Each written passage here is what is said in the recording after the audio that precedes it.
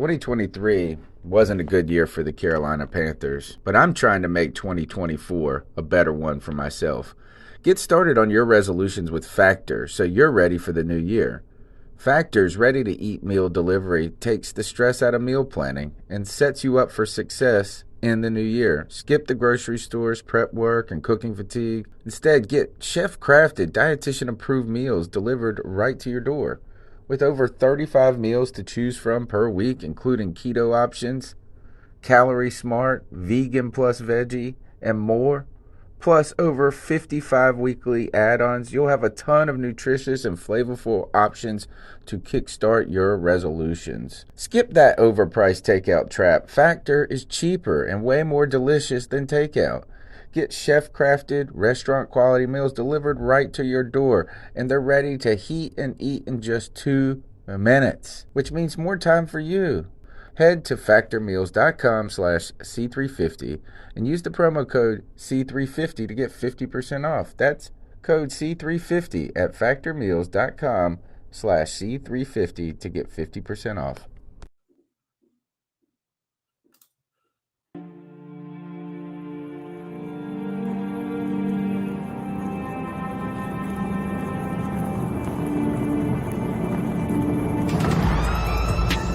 In a world where Carolina Panthers fans have an insatiable thirst for Panthers news and opinions, only one podcast roars ferociously.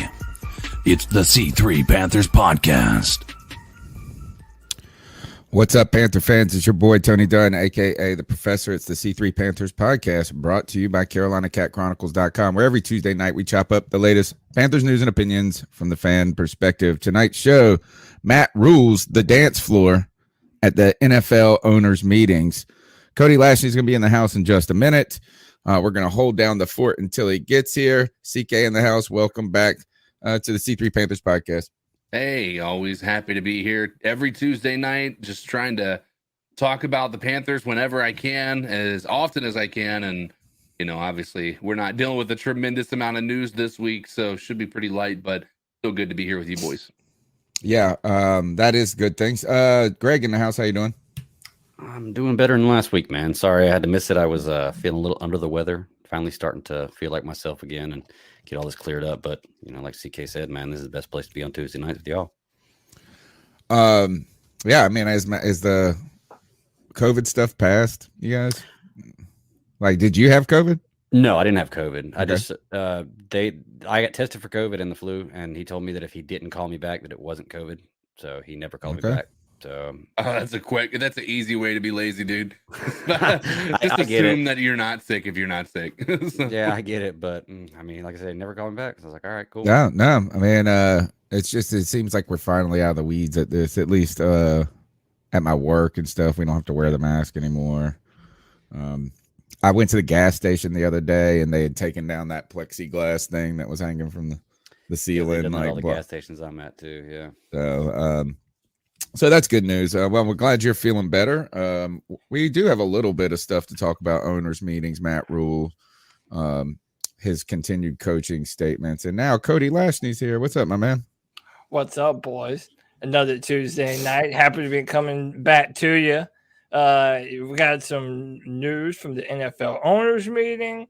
It was Scott Fitterer and Matt Rhule tipping their hand as to what they may or may not do during the draft. A ton of stuff to talk about.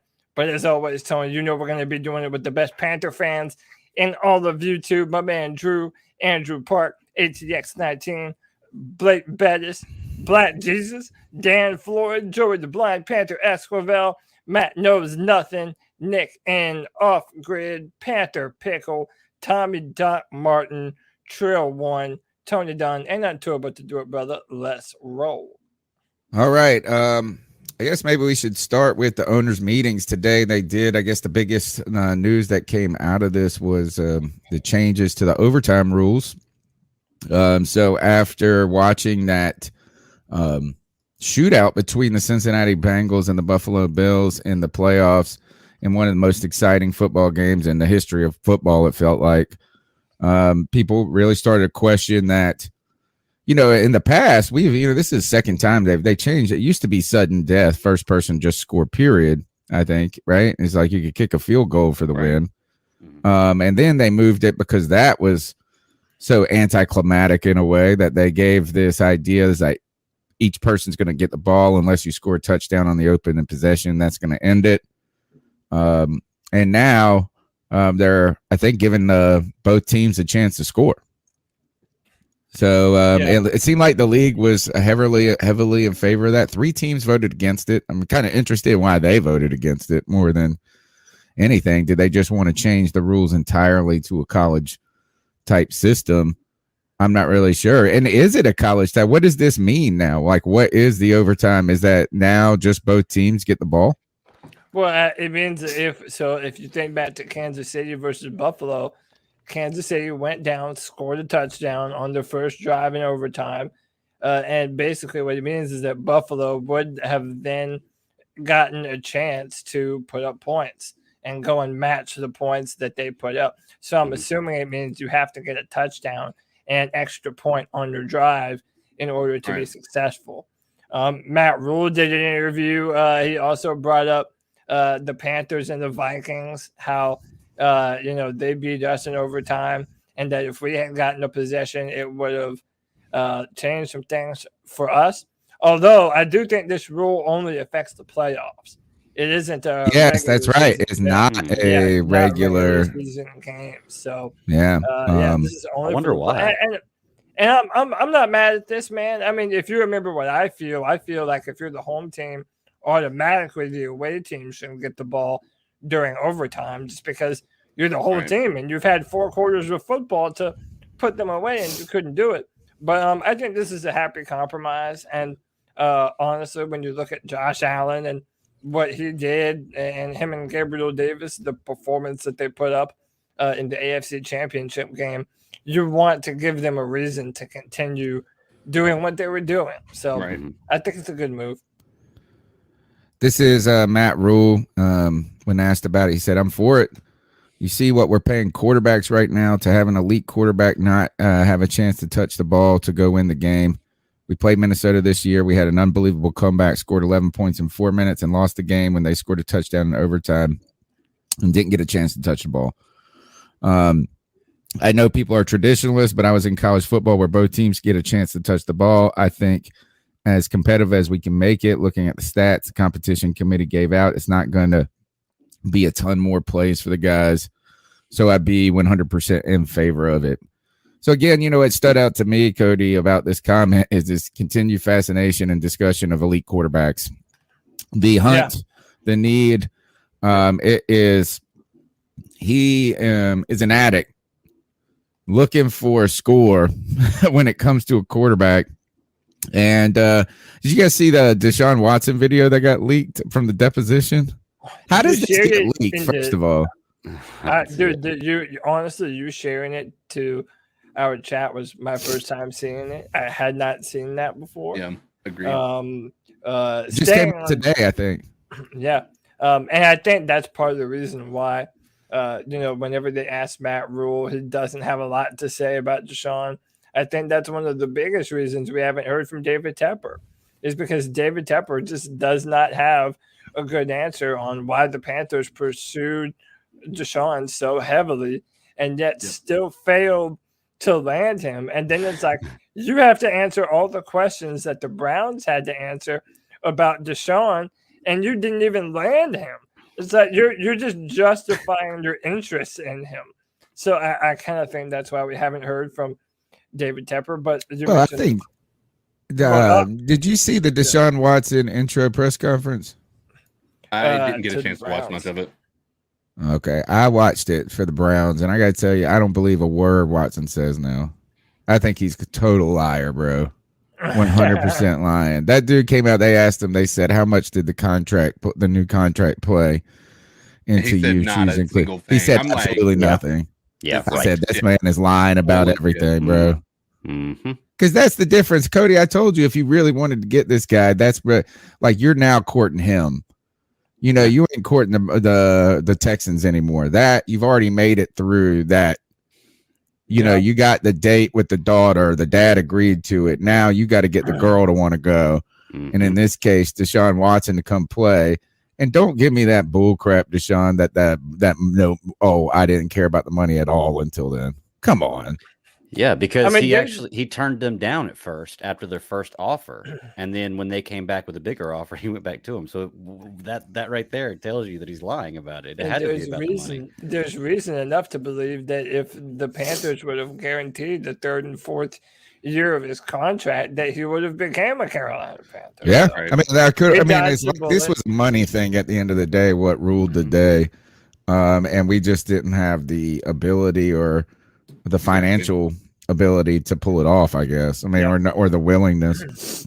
In a good way, though, I got to say this is I'm glad it's over, right? And I want to clear the air on Deshaun Watson before we jump into the quarterbacks. Just for me, sure, is that I think we had to recognize that the Panthers were interested in Deshaun Watson, and their interest was there despite or regardless of what we felt about the position. Right. If we liked the idea, if we didn't like the idea. And I think the other thing is just to be candid, is that we know that not having a quarterback and having a quarterback, what that does for your team. So Deshaun Watson, the player, which they said Deshaun Watson, the person in that press conference like a bazillion times. But we all knew that would make our team a significantly different team. So the excitement there of adding a player, but then there were the question at what cost, not only the cost of the organizational cost, but the ethical costs that go involved into it. And I gotta be honest, I'm glad it's over, and I'm just glad it's settled. And to be honest, I'm glad it didn't happen, because it's not over, and it's just continue to be a saga going on for the rest of his career. It's like yeah. And so it's going to take a long time for that to be a non-issue entirely. Now, with that said, it allows us to know, since that's not an option anymore, the hunt is still on. The search is still on for that quarterback. You heard Matt Rhule talking about elite. They can't stop. They can't get quarterbacks out of their mouths, right? Their names out of their mouths, like Will Smith would say. And they are interested in these rookie quarterbacks. What I've heard, Cody, is that there are 3 quarterbacks they see as first round talents, or at least that they are interested in: Willis, Pickett, and Corral. The Carolina Panthers have supposedly been open to trading back, some people have said. And I also saw this, is that the Detroit Lions have taken calls about trading to number 2. People interested in trading to number 2. Do you think that's smoke? And what do you make of the new kind of direction the Carolina Panthers are looking at quarterback? Well, let me start by saying this. Scott Fitterer pretty much delivered a big nothing burger worth of a comment. So his exact words, this is from The Athletic. It says, this is on the only pick in the first 136 selections. He said, it really depends on who's there at 6. We'd love to trade back. We'd love to acquire some picks.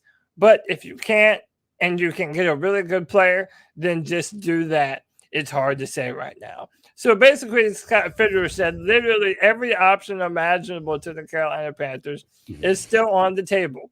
Right now, they're trying to not tip their hand as to what their draft board looks like, as to what they want to do in the draft. And if you look at the draft media, it's pretty much split as to what the Panthers should do.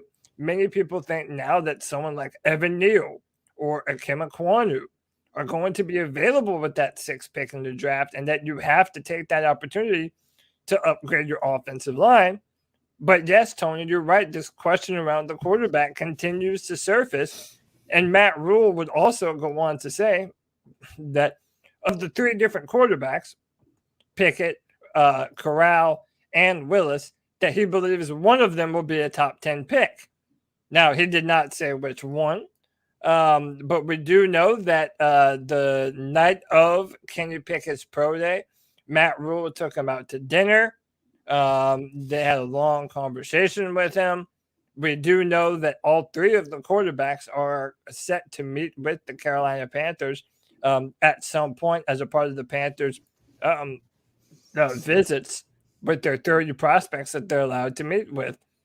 So, I mean, this is why I was excited to do today's show and have this discussion with everyone, because there really isn't a bad opinion on what the Panthers should do going forward. Like, there is no good answer.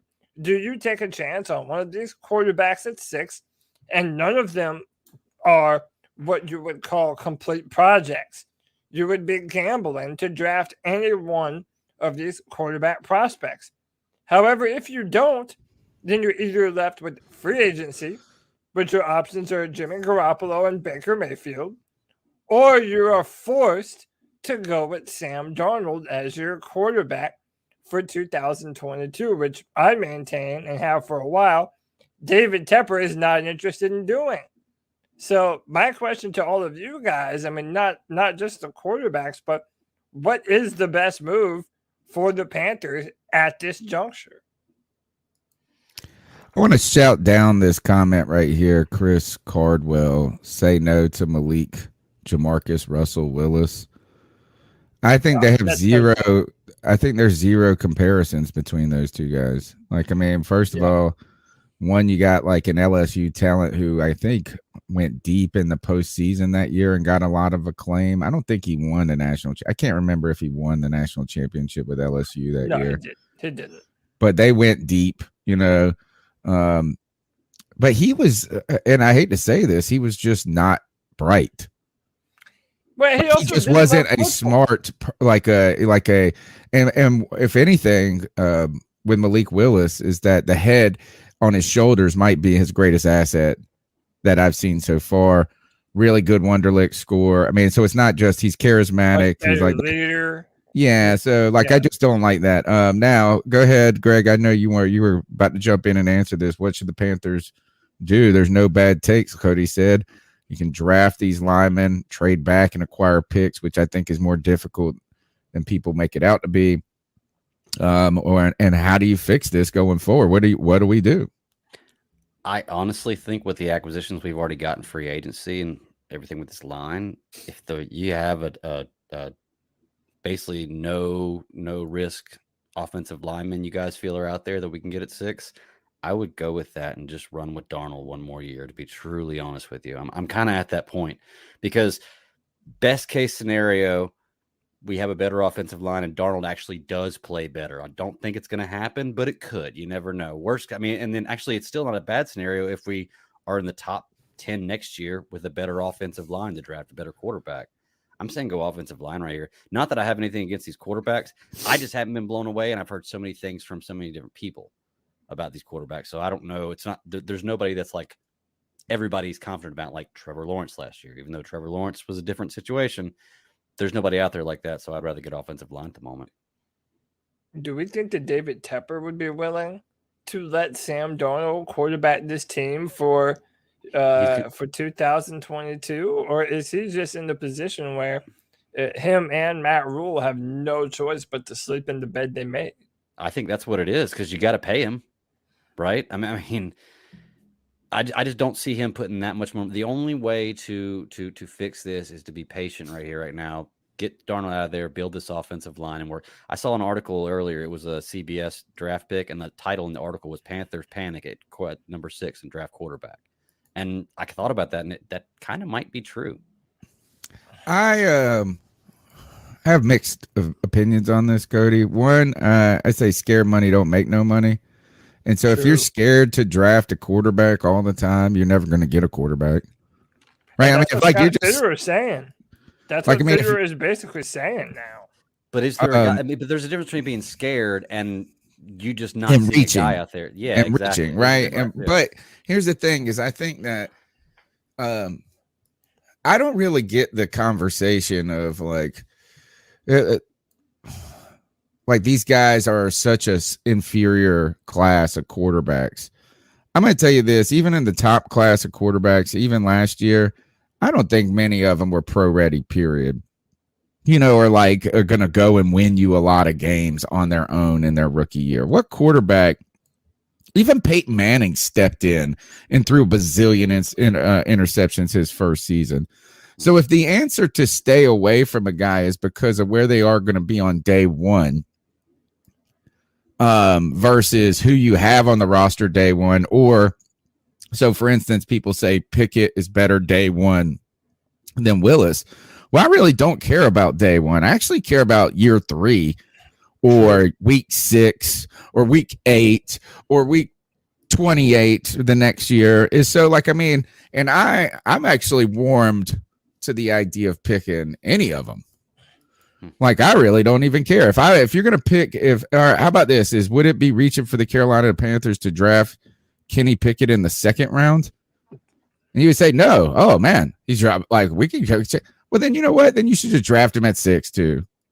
Yeah. If you're willing to give him and build theoretically around him in the future, then you might as well go ahead and start the process.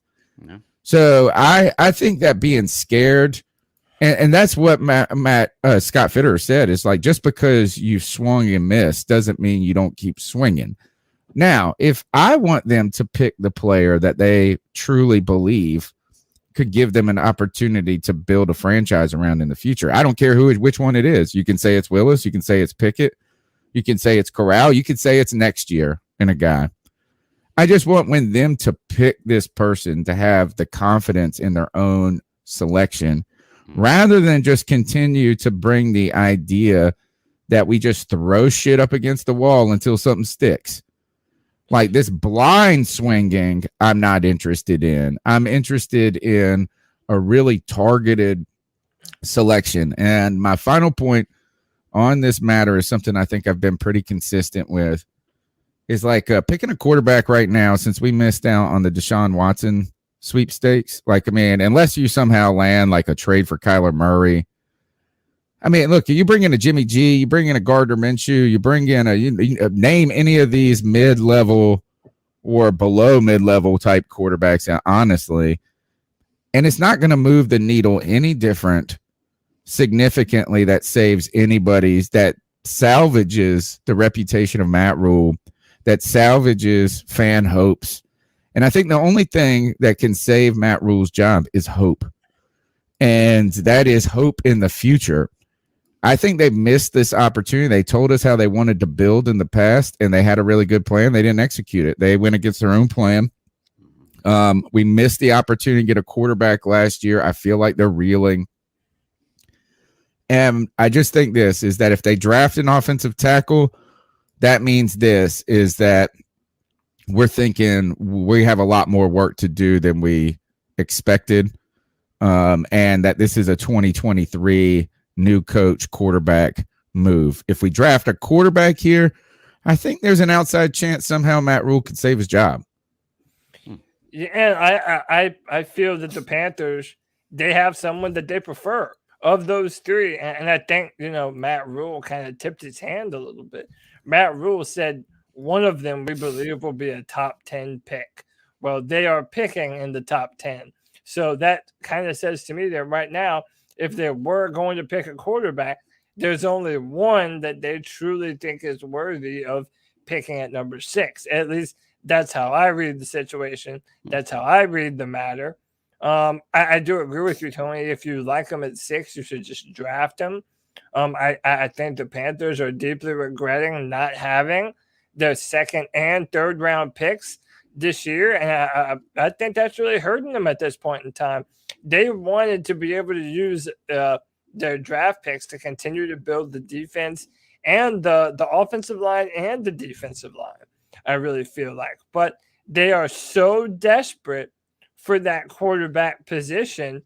I agree, Tony. If you're talking about hope and what could possibly help survive Matt Rhule's NFL career, you have to put it on a young quarterback that gives you the hope to do something on offense going forward. Because unless Sam Darnold is able to take some drastic step forward, there is not going to be a lot of Panther fan enthusiasm about Sam Darnold being the starting quarterback next year.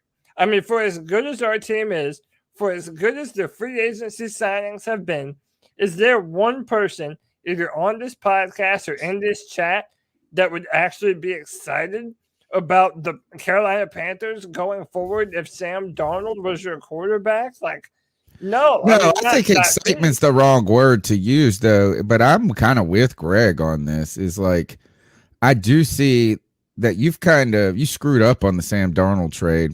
You signed the option, and you're kind of just where you are. So if you just draft the tackle and you don't like one of these quarterbacks, you're really playing for 2023 anyway. The problem I have with Sam Darnold is I think he's become a scapegoat for this team to a certain degree. I think that the inadequacies of the team on the offensive line, the coaching staff, and just the overall plan of development of the team were just as big as problems as Sam Darnold's play last year. And that just kind of was a result of all of those bad decisions rather than the cause of all our problems. I do think that Sam Darnold could probably be better in year 2 behind a better offensive line, but how much better, I don't know. I don't think that this coaching staff or this organization really cares to find out either. All right.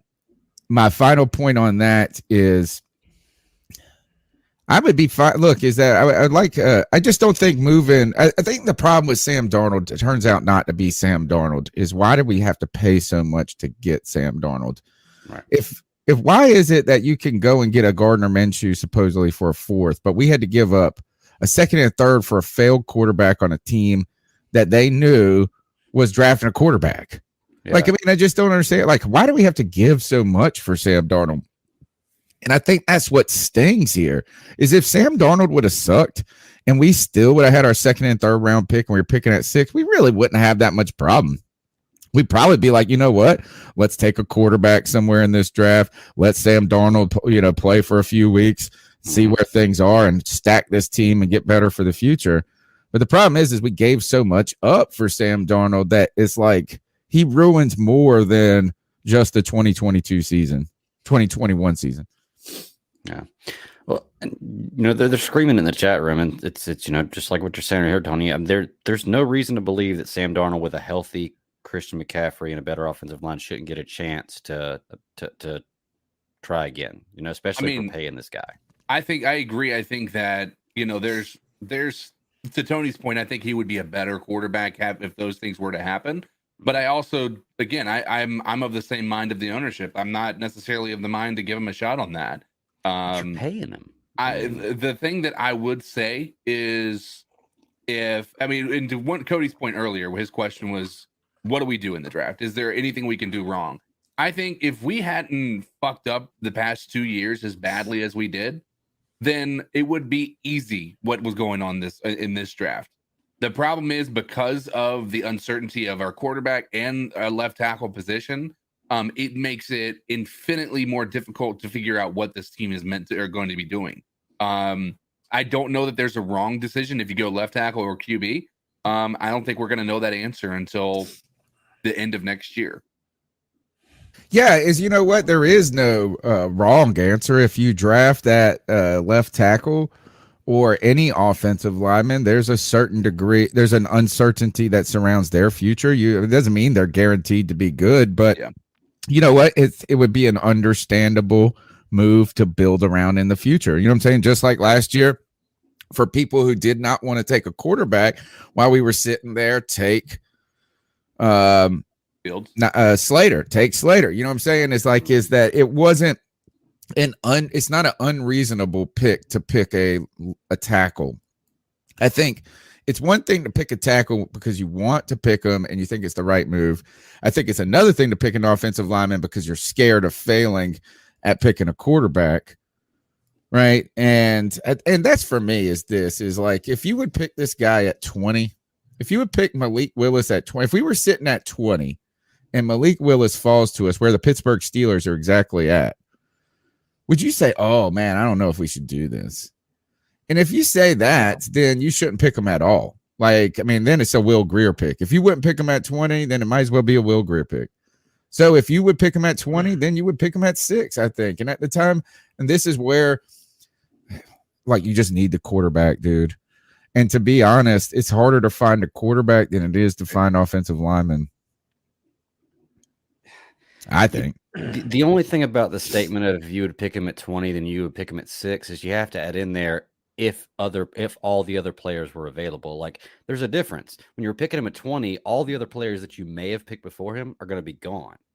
So it is a little bit different. So you pick him at 20, pick him at 6. If the players that you may have drafted before him are gone, then that statement works. But what if they go in? But what if? Well, imagine this: what if the Panthers pick this?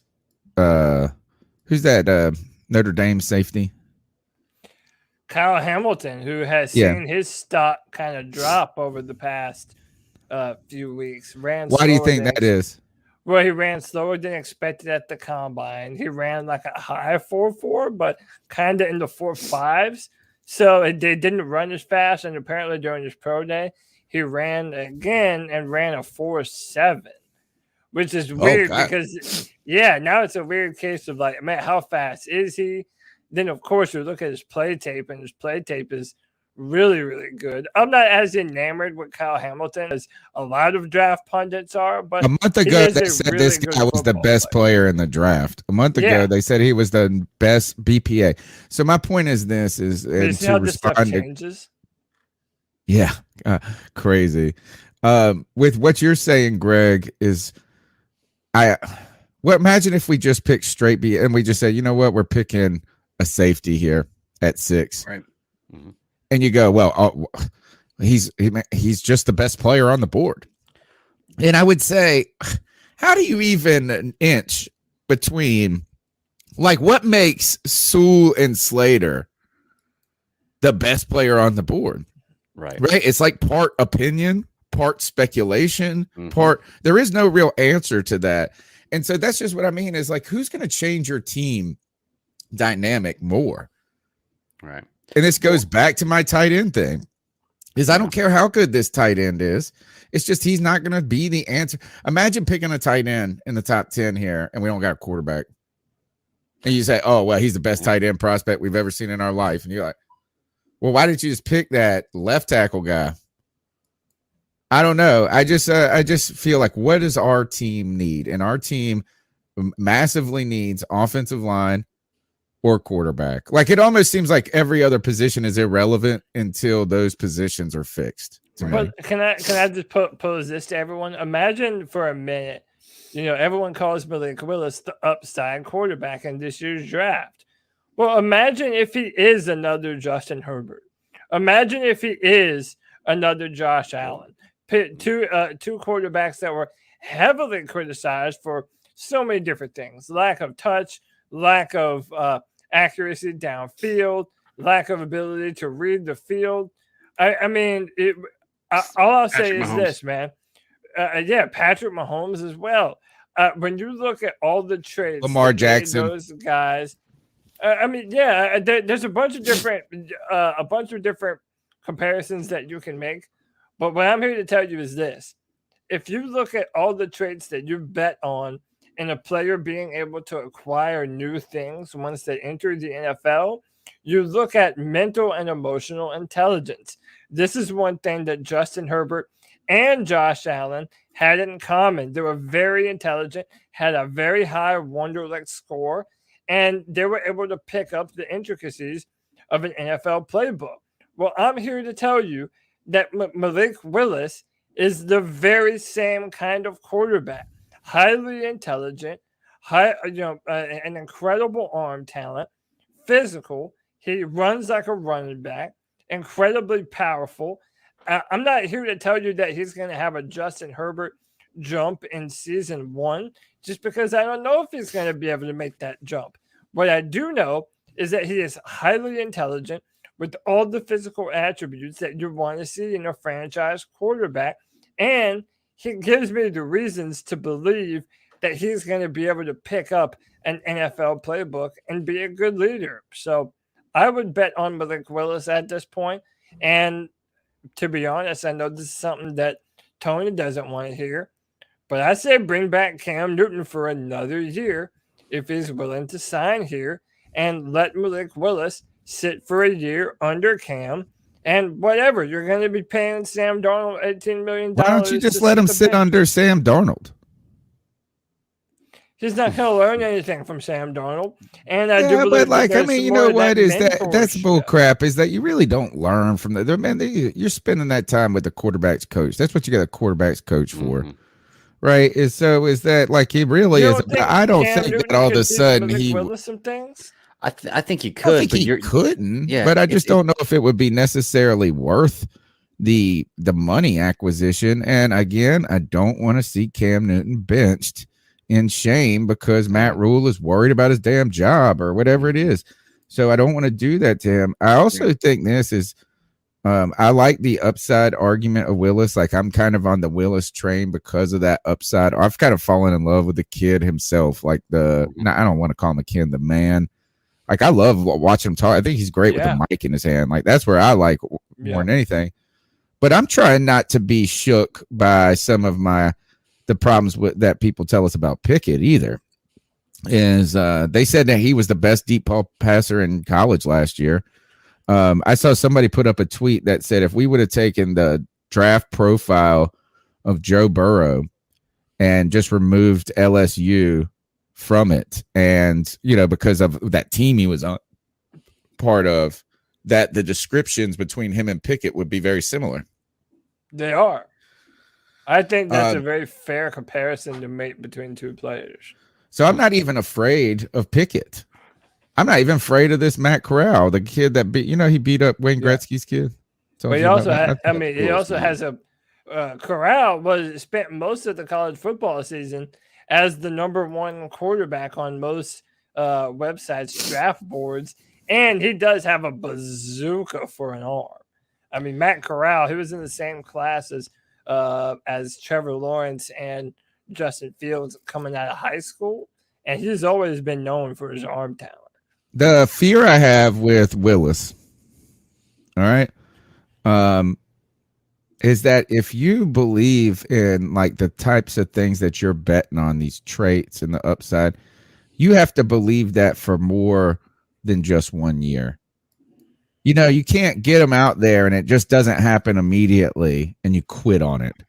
And that's the one requirement I have for us picking a quarterback is we haven't had any confidence in any of the quarterback selections we've made in the last 5 years, right? It's just like you go out there, it didn't work. Next, moving on. Yeah. We don't need a Josh Rosen situation either.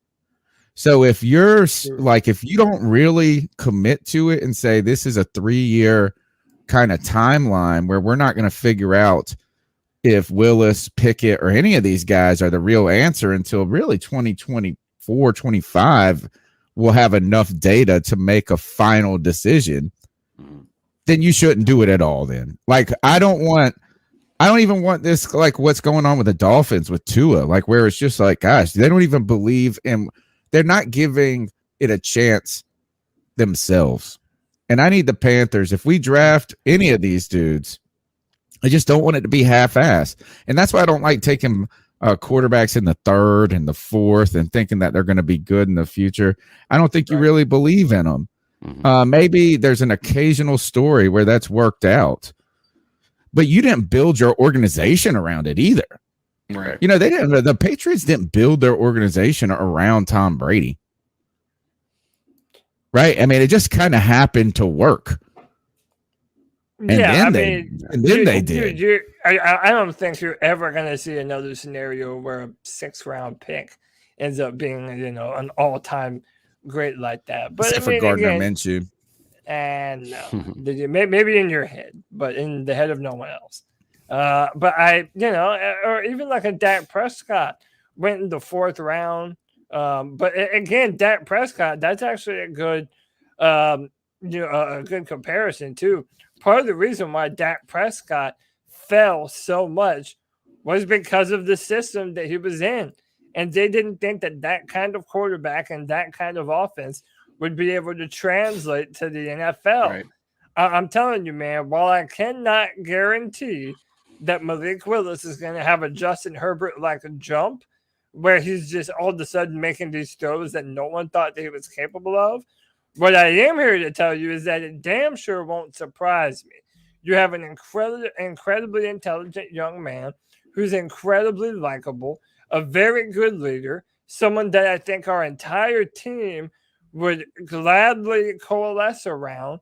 I mean, imagine DJ Moore with a quarterback like Malik Willis firing on all cylinders. Another thing to mention about Malik Willis, since we're on the topic of him, is that you're also going to be able to go back to RPO and using your quarterback in the run game, specifically in the red zone, where the Panthers have had one of the best red zone weapon quarterbacks to ever live in the Is NFL. he really that dominant of a dual threat quarterback? I actually think in some ways the lower competition argument makes that one more I just feel like, man, maybe you're just the best athlete on that field. Well, look, he was certainly the best athlete on the field. What I can say is this: when you look at the young man from a physical perspective, the dude is built well, man. He has calves that are just ridiculous. He has incredible post-contact balance. I mean, there's a reason why people are comparing his physical frame to that of a running back. I mean, that really is how he's built. He's built low to the ground. Yeah. Very, very compact. Listen, I mean, as a runner, he does have the ability to run past you, run through you, run over you. Part of the criticism about Malik at Liberty was that when the play broke down, when he was rolling out to the left or the right, that he kind of took his eyes off of downfield and he was looking to run. Yeah, and he was looking to run more than throw. That, I think, is a byproduct of him being the best offensive weapon that they had on the football field. You don't really rely on the receivers to create that separation reliably enough. So you're like, well, fuck it, man. If my number one's not open, I know I have a damn good chance of me taking off for a 60-yard touchdown. By the way, he did so many times. So yeah, you know what is, to be honest, is there's a lot of differences too between him and he's had a lot more experience playing football and quarterback than a Trey Lance did, than a Carson Wentz did. Then I feel like he started a lot of, I mean, he's been a 4-year starter there, 3-year starter in Liberty, like when he left Auburn. And then people say, well, he couldn't crack the starting thing in Auburn. Well, I mean, like you could say that about Joe Burrow. Justin Fields wasn't named the starter at Georgia, and he went on to Ohio State and was incredible. Right. So I don't think that those are, but I think it's not good arguments. Again, the one concern I have with picking, I don't even want to call him a project quarterback yet. I mean, it's just like, I mean, I don't think that's fair. Like, it's almost kind of like you just want to say, people just want to say those things. Number one is like every quarterback is a project quarterback. If you think that they're going to be pro ready from day one, that's kind of that is like a haughty, arrogant kind of perspective. Is you want these guys to be better in year 5 than they were in day 1. Duh. I just think, I don't know. I don't got a problem with either of them. I don't even got a problem with Pickett, to be honest. I just don't know enough about Matt Corral, but you know what? Fine. I mean, he was coming off of an injury, so I think that hurt. Like he got injured in his his bowl game or something like that. His bowl game, he had an ankle injury, but apparently he's all good now. Didn't show any signs of pain or whatever. My final thing that I just want to say on the quarterback is just, if you pick it, believe in it. And if you don't believe in it, then don't select them. And what I mean is don't pick it. But I mean, we just can't. It would just suck to draft a quarterback, Malik Willis, Kenny Pickett, whatever, and then Matt Rhule lose his job, and you bring in a new head coach, and they want to do something completely different. Yeah. So I hope that we have that when we make whatever decision we make at 6, we're confident enough in that decision to believe that it's going to be at least a long-term project opportunity to improve our team. Let's go on to the next topic, I guess, look, is the owners' meetings occurred this week. We mentioned that. And Matt Rhule, I tell you, yesterday, my entire day was taken up, was not taken up. I mean, I worked and did other things, but this Will Smith, Chris Rock thing just fascinated me all day long. Just took my attention. Captivated but still, the world. Yeah, I mean, it is like this happened in front of the whole world. Everybody's talking about it, and somehow Matt Rhule still can't fly under the radar and not get roasted. Out of all that, man, all yesterday, my timeline on Twitter was just blown up by making fun. People making fun of Matt Rhule. I have various opinions on this. I get some of the poking fun at the close and some of the things. I also understand that, like, it looks like my man is, the NFL is starting to take a toll on him, as Pat McAfee said. But I tried to avoid getting too much into it because I also felt like there was a degree of fat shaming involved. Did you see my thumbnail? Did you see my thumbnail? You didn't see the thumbnail? No, not yet. I haven't. You should. It's I liked it, but I hear what you're saying. People were making fun of his wrinkly pants. He didn't bring his wife to the meeting. There was no. He's not an iron guy. He's a throw your pants in the dryer type guy, which I've become in my lazy years. But people made a lot of fun of this. It turns out he's a good dancer too.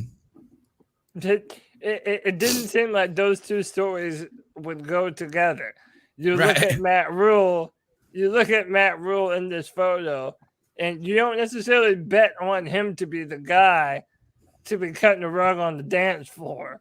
And also, he's not necessarily the coach that has the justification to be dancing on a dance floor at an owners meeting. And it's like, what do you mean? Man, of course he does. If you can cut a rug whenever the music goes on, you get out there and you do it. Nah, dude, this man hasn't made the playoffs. Your dumbass better not be dancing on no Oh, dance stop floor. that. That's like saying Mac Jones can't go to the Super Bowl. Oh, dude, this guy better stop that bullshit dancing, man. You better be dancing in the end zone when your team scores some touchdowns. As of right now, you have not garnered the ability or the wherewithal to be out here dancing, man. But that's like people complaining about Cam Newton's outfits because they lost the game. Like, I don't think you can put, like, you can't correlate his actions outside of coaching as it is something that justifies him not wearing something. Like, Cam won an MVP. I don't care what he's wearing. It's the dancing. Dude, what are you dancing about, man? Stop. I disagree. Dancing. I don't even want to think about him. It's like saying, like, I don't, just because, oh my, I think that is exactly the same argument as Cam Newton's outfits. Like, you didn't win, like, you just came out here and lost Cody's being a Scrooge about dancing. Yeah, no, Cam Newton won an MVP, and no, I'm not. Greg. Oh gosh, what a man! Is you saying my man can't dance? Winner. I want my coach to be a winner before he. Well, dances. He won the dance competition, dude. So are you saying, Cody? Are you saying because he is a loser, which he is, and so, in football so far, professional football, he's not allowed to dance at all? Because he's That's right, Greg. Life is unreasonable. Life is a What else can we take? You can't eat. What else can we take? You can't. Well, but bro, he's been eating. He has been eating. Anymore. Oh, homeboy has been eating, no doubt, man. And I don't want to fat shame him again. Look, is when you are working that hard and under that much pressure, which he is.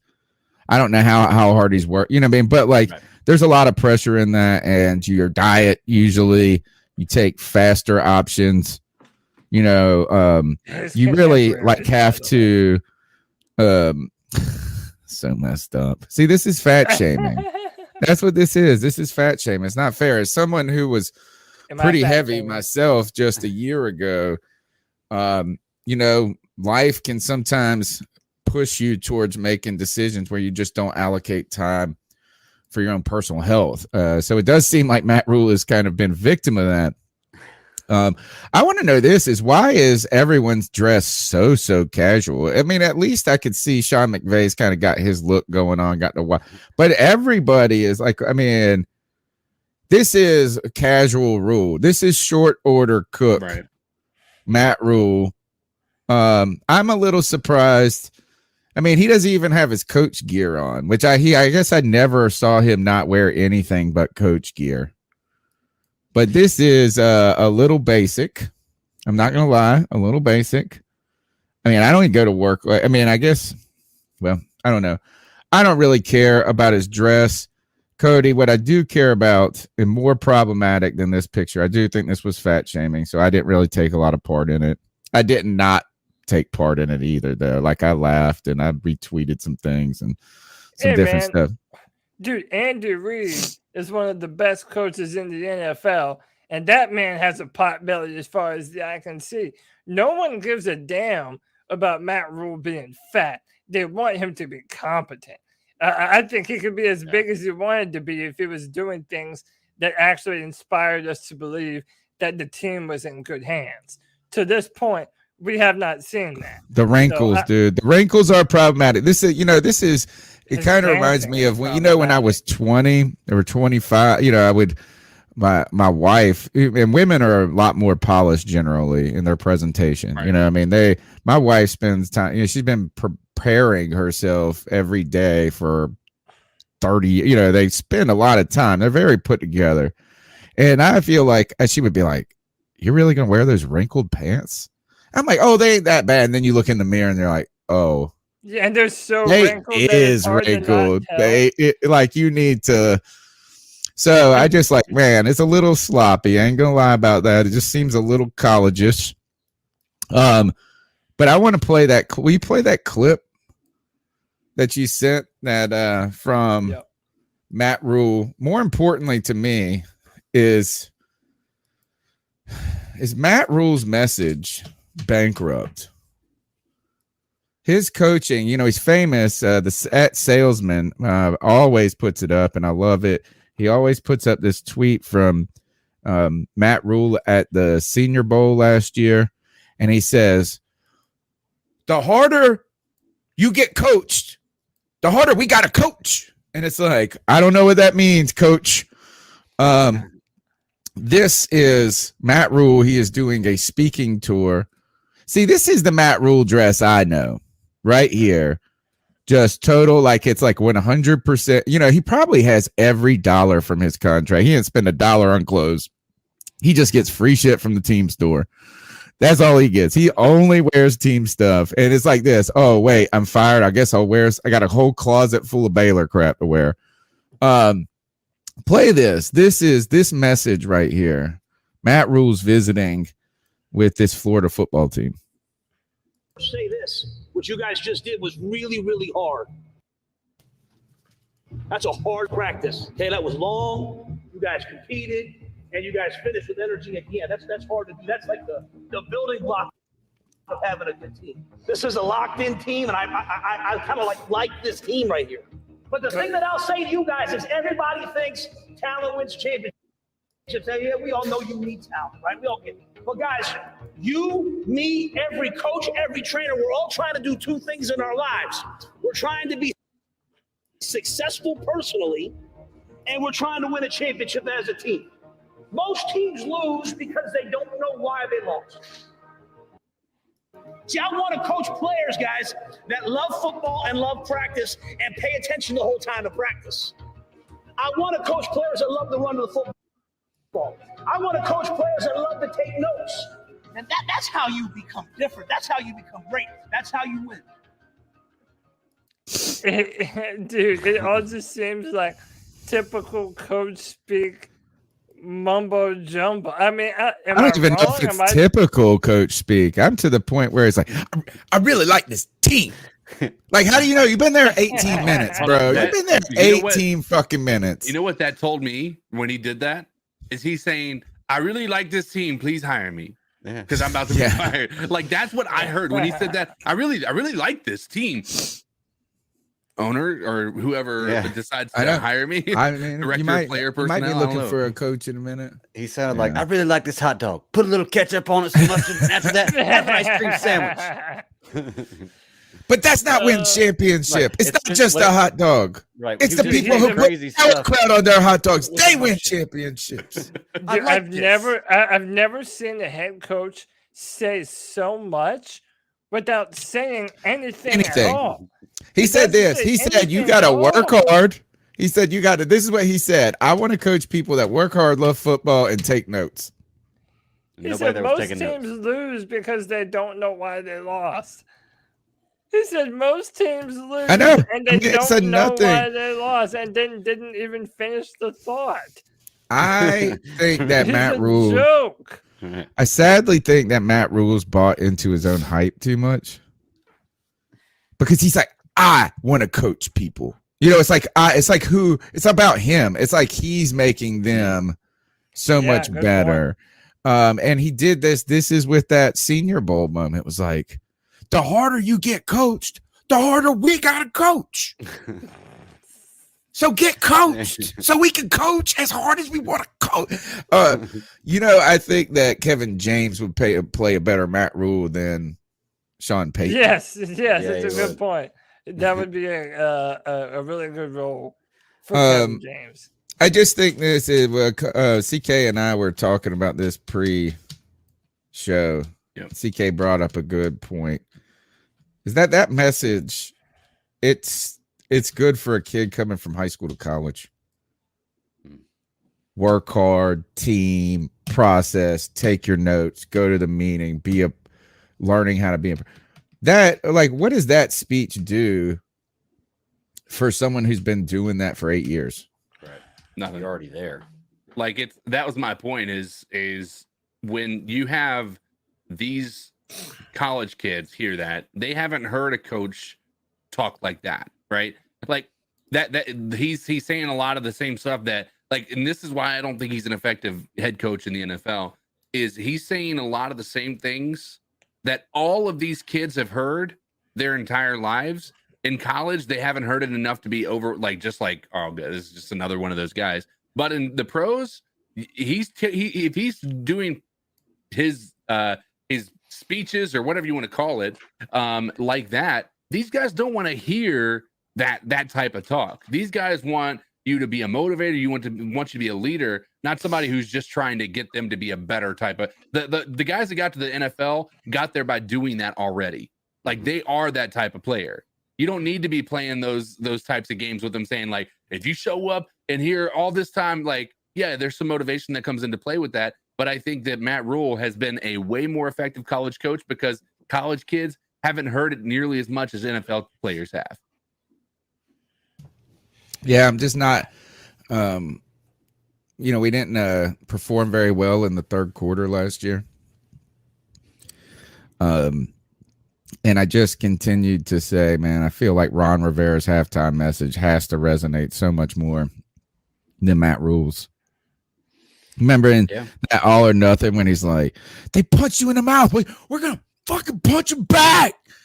And it's like, and you're like, hell yeah. And they were like ready to go. And then they didn't. Yeah, but we still. didn't. The only thing that sucks is, like, you get that riled up and then, like, just. If you would have let us coach you harder in the second quarter, we can get you better coach for the third quarter. As a Panthers fan, it's very defeating to listen to this man talk. Because it feels like, as a fan, as, Panther content creators, people who follow the team, religiously, follow all the updates, it's like, no matter what the Panthers decide to do this offseason, and as I said earlier, like, no matter what your opinion is, it's just as relevant as anyone else's. Who knows what direction the Panthers are going to decide to go in? There seems to be a bunch of legitimate answers that could all equally play out in front of us. However, one commonality that they all share is that Matt Rhule is going to be the head coach of the Carolina Panthers in 2022. So you feel like we're kind of capped no matter what we do, because we only have a coach that's competent enough to only take us so far. So, this is going to be lingering over the head of Panther fans until it comes to a conclusion at some point this year. Matt Rhule will not be justified a fourth year if this next year does not go as planned, or he's going to turn this whole thing around and prove all of us to be haters and wrong, and he's going to coach this team to be a legitimate playoff team. Mm-hmm. And anything short of that has made this entire Matt Rhule era an abject failure. Well, don't you think that kind of plays into what they're drafting right now? Because if you're not planning on Matt Rhule being the coach next year, I would rather draft a coach or draft a quarterback in the same year I get a new head coach. I agree with that. And I think that we learn what the future of Matt Rhule's future from the draft. Right. If they draft a tackle, I think, man, it's like pretty much this ain't going to work. Yeah, we're I think if they draft a quarterback, they're saying it may work. Outside shot, but may work. Yeah, not Rhule is, we maybe missed the boat a little bit when we evaluated Matt Rhule in the beginning. By one of the things is we said a lot was just because college coaches hadn't had a lot of success in the NFL doesn't mean they can't have success. Maybe we weren't suspicious enough of the challenges.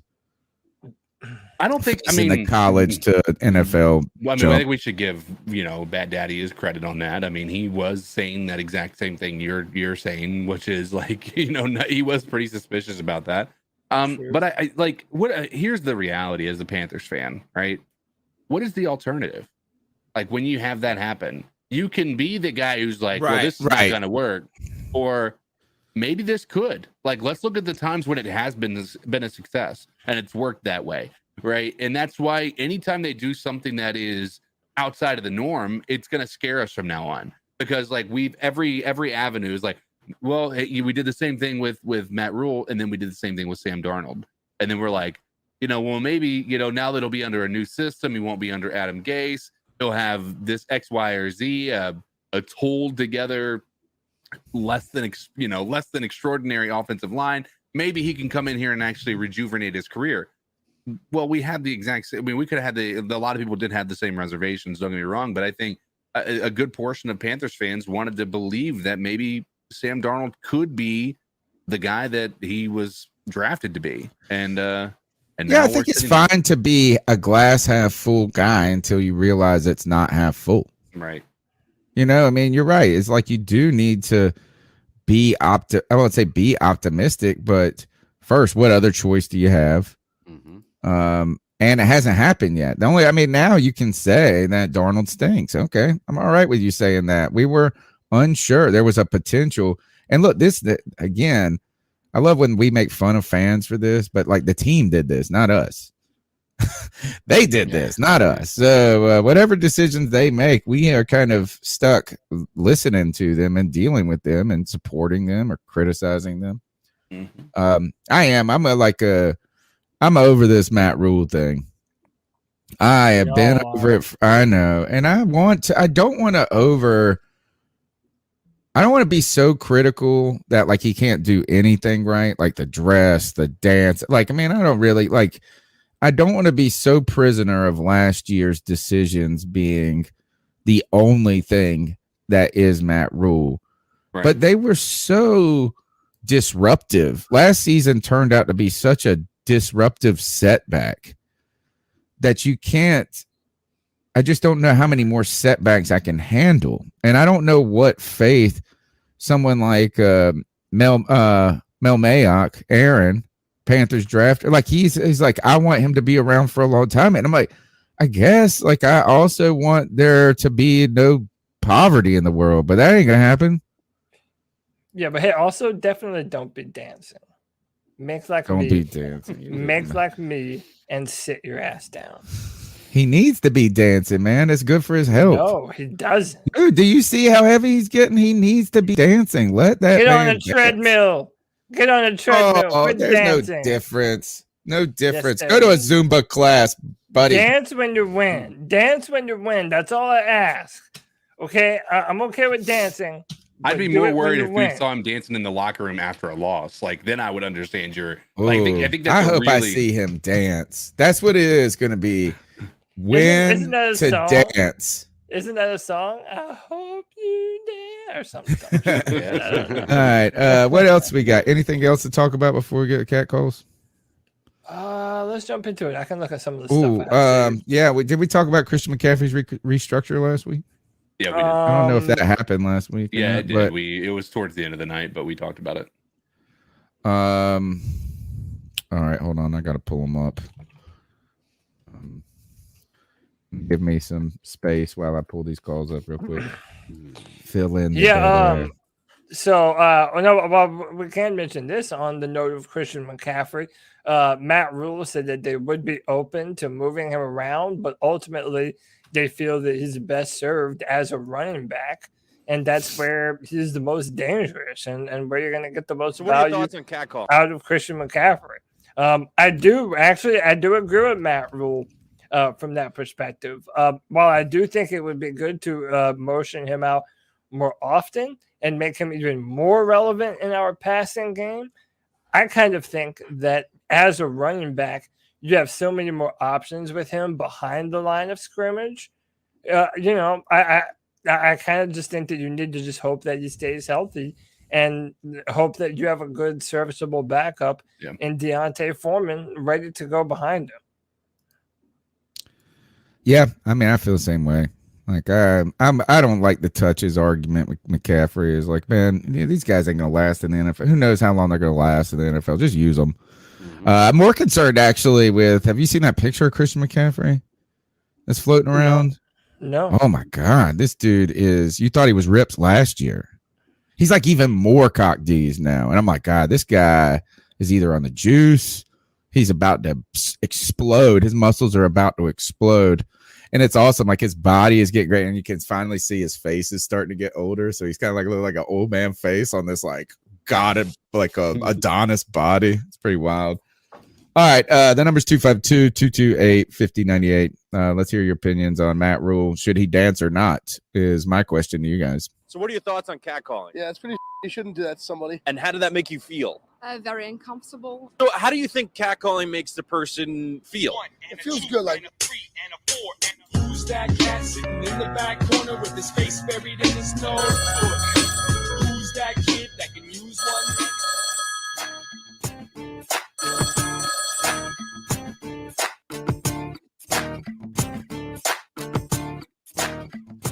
Hey boys, Baby Rhino, giving you guys a call back. I wanted to clarify what I meant with Darnold being the starter for next year.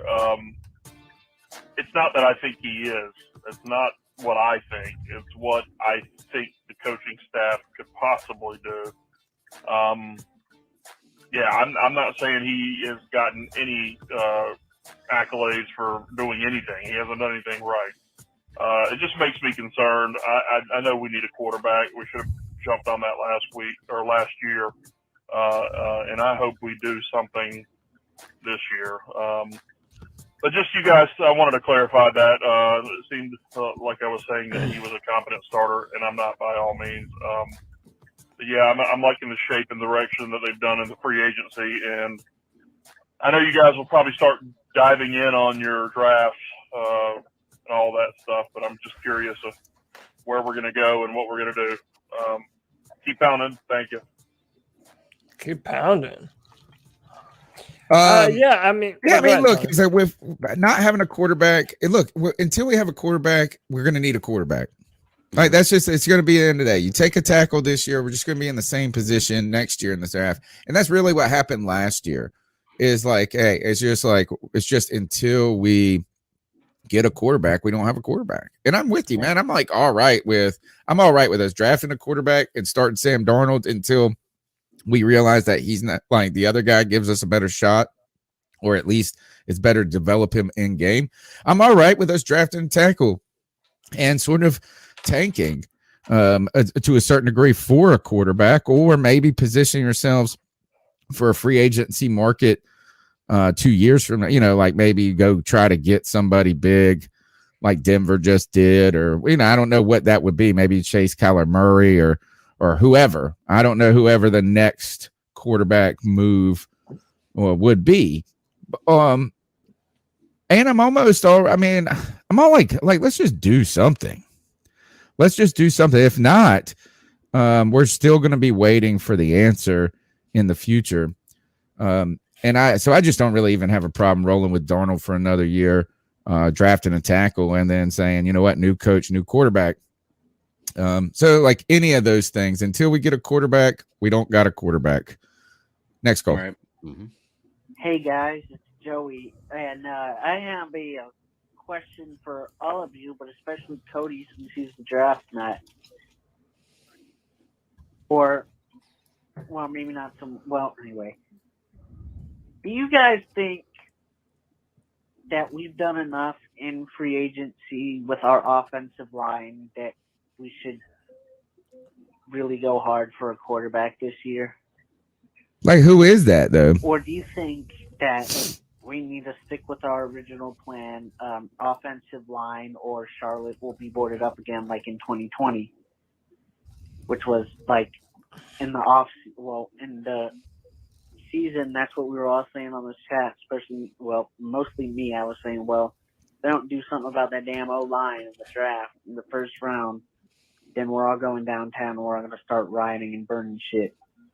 So, do you think it's that big of a deal, or do you think we really should go after a quarterback this year, knowing that Matt Rhule is still our coach, and Matt Rhule has a very, he has a potential to be a fool again next year?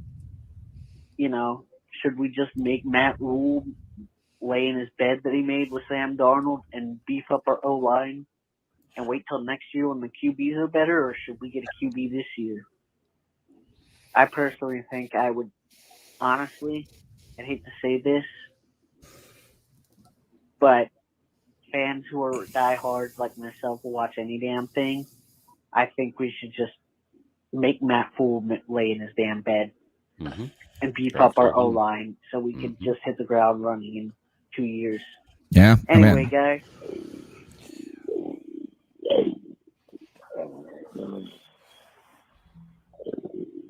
Wow. Threw that one out a little bit, didn't he? I love it. Listen, I'll go fast just because my answer is very short, sweet, and to the point. Matt Rhule, just like Matt Rhule didn't play into my Deshaun Watson evaluation, just like I thought Deshaun would outlast Matt Rhule, I think if the Panthers, specifically the Panthers front office, if they like a quarterback in this year's class, Matt Rhule is not going to be the reason why I wouldn't draft one. Now, I understand that. I hear that if you fire Matt Rhule, then there's the chances that you're going to bring in a coach next year who didn't sign off on the quarterback that we drafted. To me, that would not be enough of a reason to prevent us from drafting a quarterback. If they like Malik Willis, if they like Kenny Pickett, if they like Matt Corral, dude, bad quarterback class be damned. I mean, if you have your guy that you feel like can be a franchise quarterback and do all the things that a modern NFL quarterback can do, then I think that you take him. So that's pretty simple for me. All right, next call. Hey guys, it's Chuck from Elizabeth City, aka Carolina Sports Guy again. I gotta stop y'all in your tracks. Cody, you gotta slow down, brother. Listen, I understand the temptation for taking Malik Willis. I don't even understand Kenny Pickett, really. If we had not thrown Cam away like we did, even though he was worn out, put the money on Bridgewater, blew it up. Put the money on Donald, blew it up. We keep reaching and reaching and reaching. The difference is if Pittsburgh trades up for Malik Willis, they haven't really put the draft capital and the money on a quarterback since Roethlisberger. So if they crash and burn, they are due for a crash and burn. If we do this, we're going to be Detroit, Jacksonville, these teams that suck all the time. because we keep rebuilding the same project and it doesn't work. Now, I understand if we miss out on a quarterback, it's a bad thing. But it's just like the damn building an airplane, guys. We keep getting in the Orville Wilbur Wright airplane and we're crashing and burning. Y'all are trying to jump on the damn Hindenburg and it's already on fire. Put it down and drive the damn car. Get your offensive line fixed. Or pick a defensive impact star like one of these defensive ends. If some reason none of them are there, we trade back, don't get who we want, and the quarterback is there, fine. But I just do not think we should gamble because we don't have our offensive line quite solidified yet. Even if we get Dwayne Brown in free agency, I'd rather get Penny or somebody like that in the draft. We still could use another defensive line. Hutchinson, Thibodeau. I'm telling you guys, if we get one of these quarterbacks, the time to develop them, or if they're not the right one and we reach them, get a quarterback like we have thrown the monkey wrench in the machine again. Don't do it. Great call. I mean, like, I think it's a valid point. Like, it's like if you don't really believe in these guys, if you truly don't believe in these guys, then don't pick them at all. I don't care if it's the third round. I mean, that's what really gets me upset with like the Will Grier pick. It's like I didn't think he really believed in it in the first place. Like it's like such an outside pick. It's like either do it. That's what I like is the idea of a team just trading up. I mean, or like I'm not saying we need to trade up, but I'm just saying like either do it or shit or get off the pot.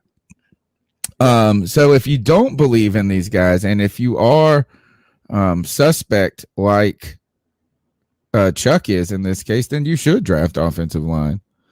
But if you also, I mean, I think there is an argument too that the draft narrative of these quarterbacks not being good or not being a good class has put shade on this concept.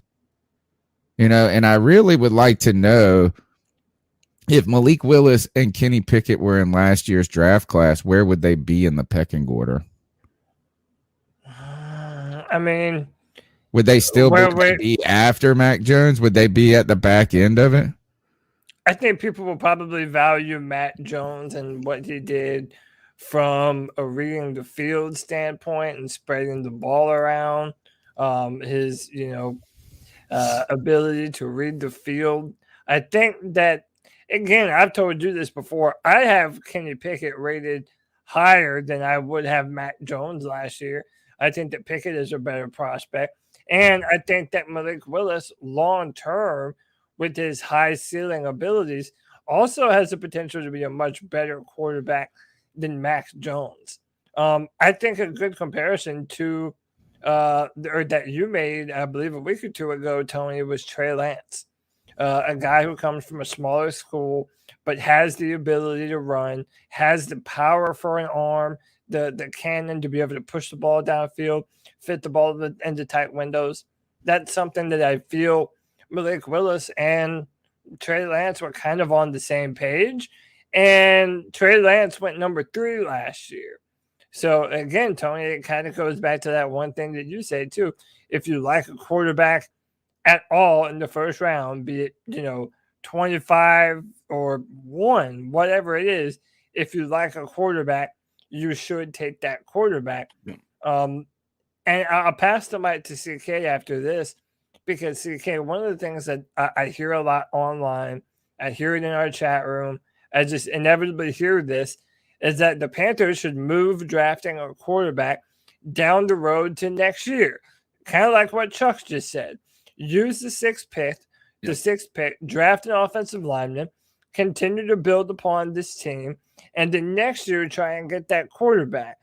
Do you think that's a good idea? Because from my mind, I see it as being difficult to even be in the kind of range that you want to be in to draft your preferred quarterback. Yeah, I mean, I think that it's hard to look at this team and see they're going to be worse, right, than last year. I think that there is hope, and I think it's easy for a lot of teams to say that, right? I think that is true.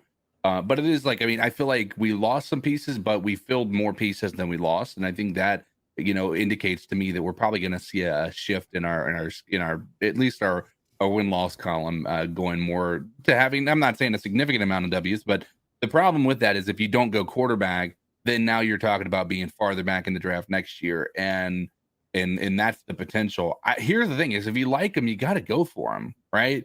Yeah. This can't be a scenario where you can't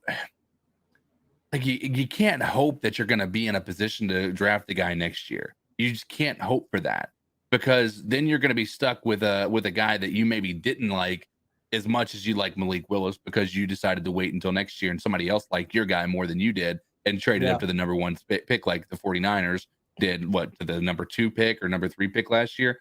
Like, I mean, if you like a guy, it's like a bird in the hand is worth two in the bush. If you like this guy, don't sit there and wait because there might be somebody who's better. You know what I mean? Yeah.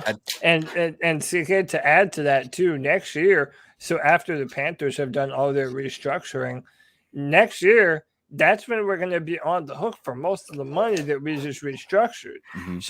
So it kind of appears to be, at least, that our free agency cycle next year, it's not going to be as robust as it could potentially have been this year, and it might still be this year. So also knowing that too, if you wanted to trade up and draft your quarterback, if you weren't in range, but then you're not going to have a very good free agency, and you're not going to have a lot of draft picks if you did want to move up and go and grab your quarterback next year. So a lot of moving parts to this, man. Yeah. Lots of different ways that this can go. And that's what I'm saying. Anyone's guess as to how this goes is as good as anyone else's. Next call. Hey guys, Chuck from Elizabeth City, aka Carolina Sports Guy. Calling one last time. I just kind of want to address something about free agency. Last year we thought we had a pretty good free agency, and we thought we had won today. And of course, Hassan Reddick had an incredible year. The 1-year deal proved that he was well worth the money. He moved on to greener pastures. He was as good as advertised. It could happen to Bozeman. I know Bozeman said he wants to finish his career here, but we got him on a 1-year deal. If he shines and does great, so he can reach the highest bidder. We look at Morgan Fox as a guy. I thought he played pretty good. And we cut him loose. Now, the one thing about Morgan Fox, I think it's because Davion Nixon is improving to a point, and being that we got him on a rookie deal, they could save some money by letting Morgan Fox go and put that money elsewhere. And that's why you got a guy like Davion Nixon. And I think that's why DeQuan Jones is let go as well. And you bring in a guy like Ioannidis from Washington. I just saw this. Why isn't this news anywhere? Good. Looks like we've done a good job. I never liked the Cam Irvin or the Pat F-line deal. This year, I really like the signings. Corbett, Hecker, Bozeman. I really like a lot of the picks. But at the end of the day, when they get to the end of the season, a couple of these guys are not going to pan out. One or two of them might not make the roster. A couple of them on a 1-year deal. We might even get rid of guys that sign on a 2 or 3 year deal. You just try to throw it against the wall and hope that a few of them stick. Some of them won't. And that's the way it goes. So we're just going to have to see how it goes with these free agents before we really award it as the best thing. I do really like the Xavier Woods pick. I thought that was really good. We'll see. I agree with you. I'm not going to get overly excited about this free agency season. I've done that in the past. Actually, it's like some of these guys will be good additions, some won't. Some will work out, some won't. Right. I don't know why all of a sudden it's like, oh, we have this really competent offseason we're having. That's a lot of interesting hope to me and credit. I think some of that is like we're trying to shift our ire from Matt Rhule, creates optimism for Scott Fitterer. So we want to be like, well, look at this. Thank God we got somebody doing something that they're supposed to be doing. Mm-hmm. I also think that it's kind of strange how much teams pay people, acquire people, trade for people, and really know very little about those people. I heard them describing Xavier Woods, and they were like, well, from everything we've heard, he's like a really smart dude, and this, and like, it's like, what, have you not met with him? Like it felt like you didn't even know who he was, and you were just like, we got to look down this free agency list and find somebody that's going to play safety, and pull up the Google and Google this dude up. Google him up. I told you, man, we can do their jobs. When you look at how they put their big board together, man, we could honestly do their job. I agree. I mean, I don't think they're as cool and as smart as people like us to believe they are. Yeah. So interesting point there. Next call. Hi, what's up, fellas? What's up, Carl D? Just calling to see what's going on. Carl D, it's been a minute, baby. I'm with you. It bombs. It sucks that we can get Deshaun, but that's all right. If they do draft a quarterback, I say take Willis instead of Pickett. I'm seeing Pickett as more of a one-hit wonder. I mean, he only came onto the scene this past season, really, and that was the hype from the media, like they did Trubisky, and we all know about the Trubisky thing when he got so hyped up after one season. Anyway, oh yeah, I just realized we got Xavier Woods. Oh, speak of the smart dude. Wow. Well, we can look at it this way, fellas. At least we can, since we got him, at least we know that we can find salvation in the fact that we're going to be getting Kofi Kingston and the rest of the New Day, What's he talking about? Panther fans, don't you feel sour? Feel the power. Oh, this is a wrestling thing. That's what that is, because Xavier Woods is a wrestler. Oh, I'm sorry. I'm wrong. My bad, guys. I forgot. Sorry about that. My mistake. The safety Xavier Woods. Oh. Well, I don't know. He's fell off the last 2 seasons in Dallas. No, but he played last year in Minnesota. Maybe he do good. I don't know. You tell me. I do have one thing. Do you guys really think this new offensive line it looks great on paper, but are they really going to be that good? We have no way of knowing. So we see it. All right, guys, you keep pounding. Yeah, well, let me ask you that. I think this is that first, the offensive line can only go one direction after last year, right? It's like if it gets worse than it was last year, and this was actually my problem the year before. I was actually complimentary of the offensive line in 2020 with Teddy Bridgewater. And I didn't try to say they were a good offensive line. I just said, man, that's like one of the better performances we've had from an offensive line in a while. Like, yeah. It was, you usually bring the ugliest girl to the party, and you brought like not the worst. This isn't the worst looking one you brought in the past, Carolina.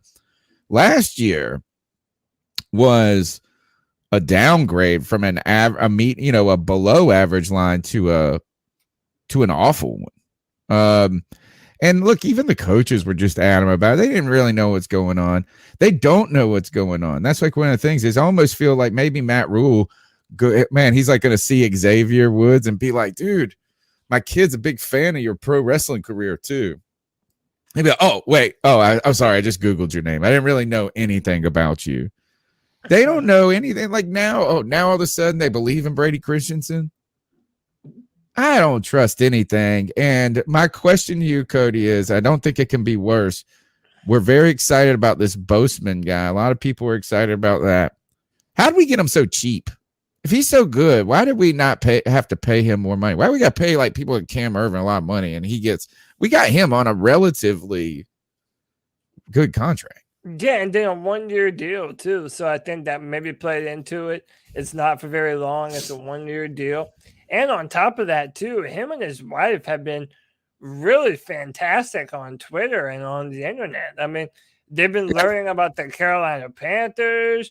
They've been really excited and interacting with fans of the team. I definitely recommend that. Yeah. definitely someone in our Discord even wanted us to try and get him to interview him. So that might be a cool thing that That's we a can good try and do. idea. But I mean, he gave away a jersey for the best jersey edit and stuff like that. I mean, they seem to be very cool people. They seem to fit into the family atmosphere that the Panthers are trying to build in the locker room. And I mean, look, everyone is going to question our offensive line moves until we see it fixed.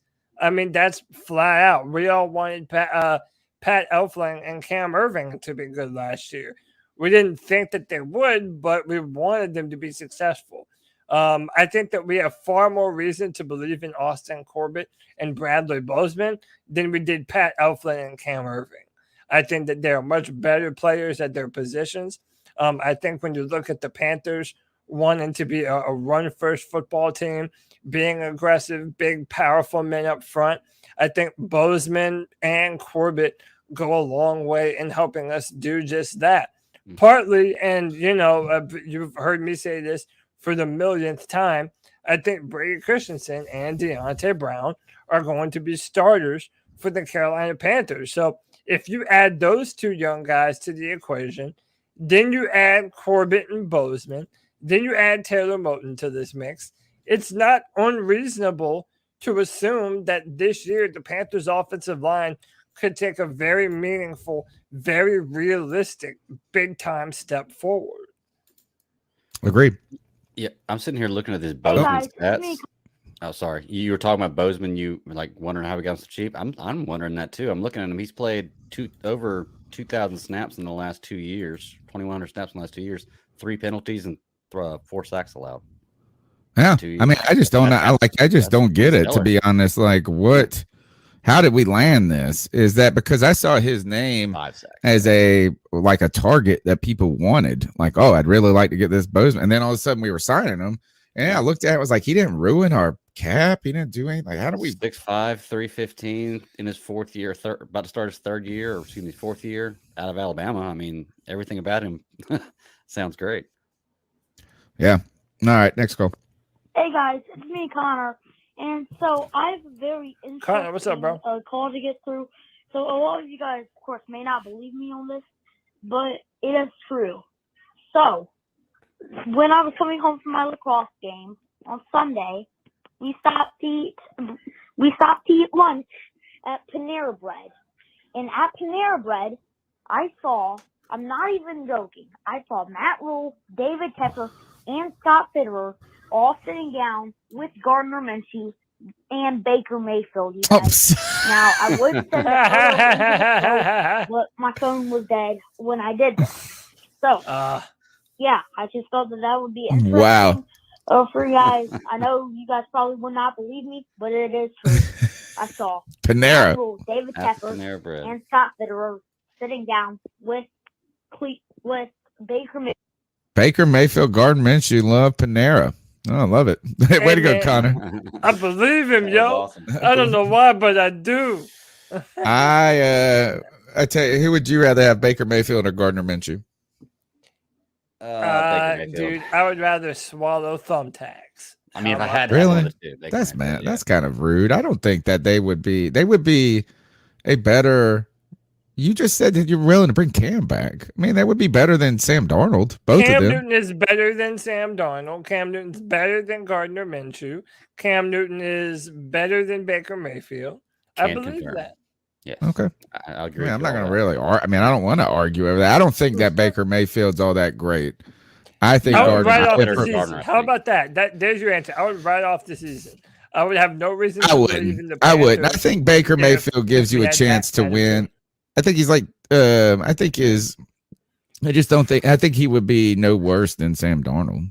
Baker Mayfield wouldn't write it off entirely, but it would be interesting because Ben McAdoo didn't have a lot of good things to say about him when he came out of college. That's funny. Is Ben McAdoo's talked trash about all the quarterbacks Carolina has. He talked trash about Sam Darnold. He talked trash about Baker Mayfield. You know, the one guy he might like is Gardner.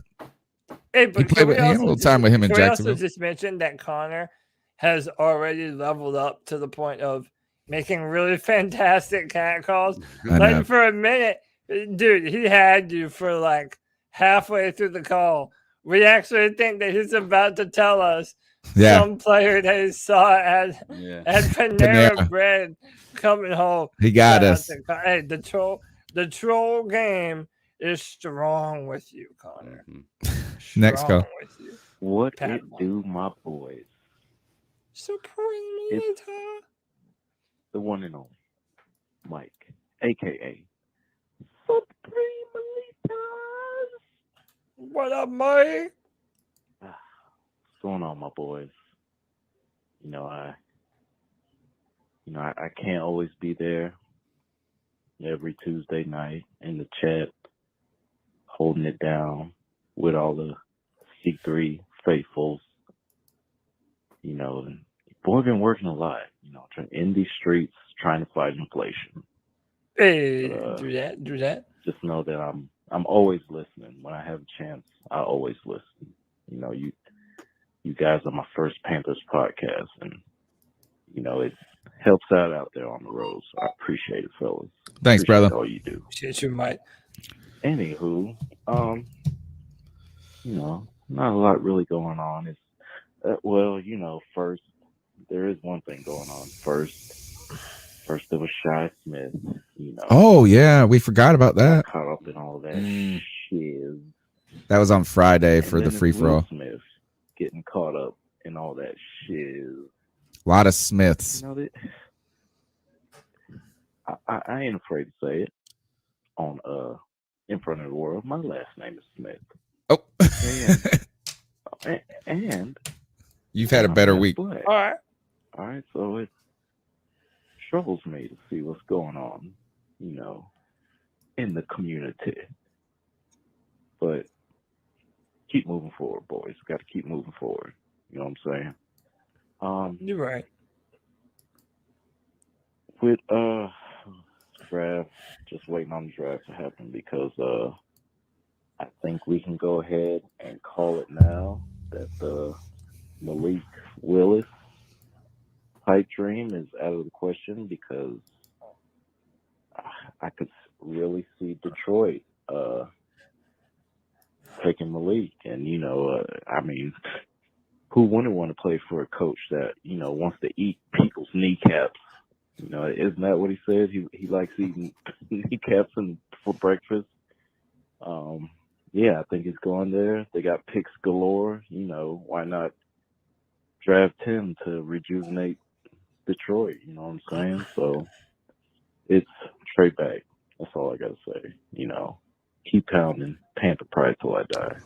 Thank you, man, for your support. By the way, guys, we have I looked it up. I just pulled it up. We have 3,470 subscribers on YouTube right now. Our goal of getting to 3,500 by the draft is attainable, folks. It is obtainable. We've been really growing with your help. So if you're not subscribed to the channel, I appreciate it if you just hit that subscribe and the notification bell and check out our work. And a thumbs up is a good way to support our content in the off season. You can see other ways to support the podcast monetarily, streaming across the bottom and things like that. But really, we just we love hanging out with you guys, and you can call in at 252-228-5098. Hey guys, Joey again, and I just thought of something which I know is dangerous. You know what? I kind of like to have Baker Mayfield here. Not because I think he's that good, just to see him go at it with Matt Rhule. Oh, dude, I would love that. You get Baker Mayfield in here, have Rhule do that 2 quarterback shit. Baker Mayfield go up, hey, coach, what the fuck are you doing? Why are you putting that bum in when you know I can play, but you're not doing your job? And Matt Rhule would go after him, and then, of course, Matt Rhule already being on thin ice, everybody would be siding with Baker Mayfield, which I don't like the proposition of people siding with Mayfield because he's drama queen, he's an asshole. But, yeah, if it gets Matt Rhule to either coach like he means it or gets him out of here, yeah, I'll do it. Anyway, guys.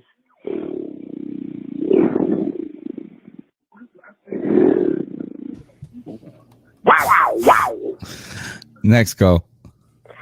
honestly, C3, Miss No here too.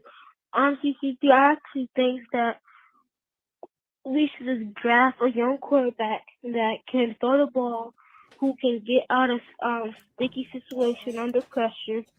I don't think Sam Darnold can do that. I mean, yeah, he's a good quarterback. He's decent, but I don't think that he's not good for our team. He's probably a different team, but not for our team. I feel like we should never paid him $18 million and a few draft picks. I'm saying he's not that expensive. We should have never paid the Jets that much money. I don't think that. I feel like just that. And I think that I don't know. I hope we get either Kenny Pickett or Malik Willis. I think Malik Willis is probably gonna be pretty hard to see his quarter. I mean, that man was on fire. But I think it's gonna be Kenny Pickett though. Keep pounding. Yeah, I think he's right, man. Draft is on his way. He's probably right, to be honest. Is Pickett, I mean, they know. I don't know. One of the things that's been floating around on Twitter, guys, is how much of this talk about quarterbacks and this and that is smoke.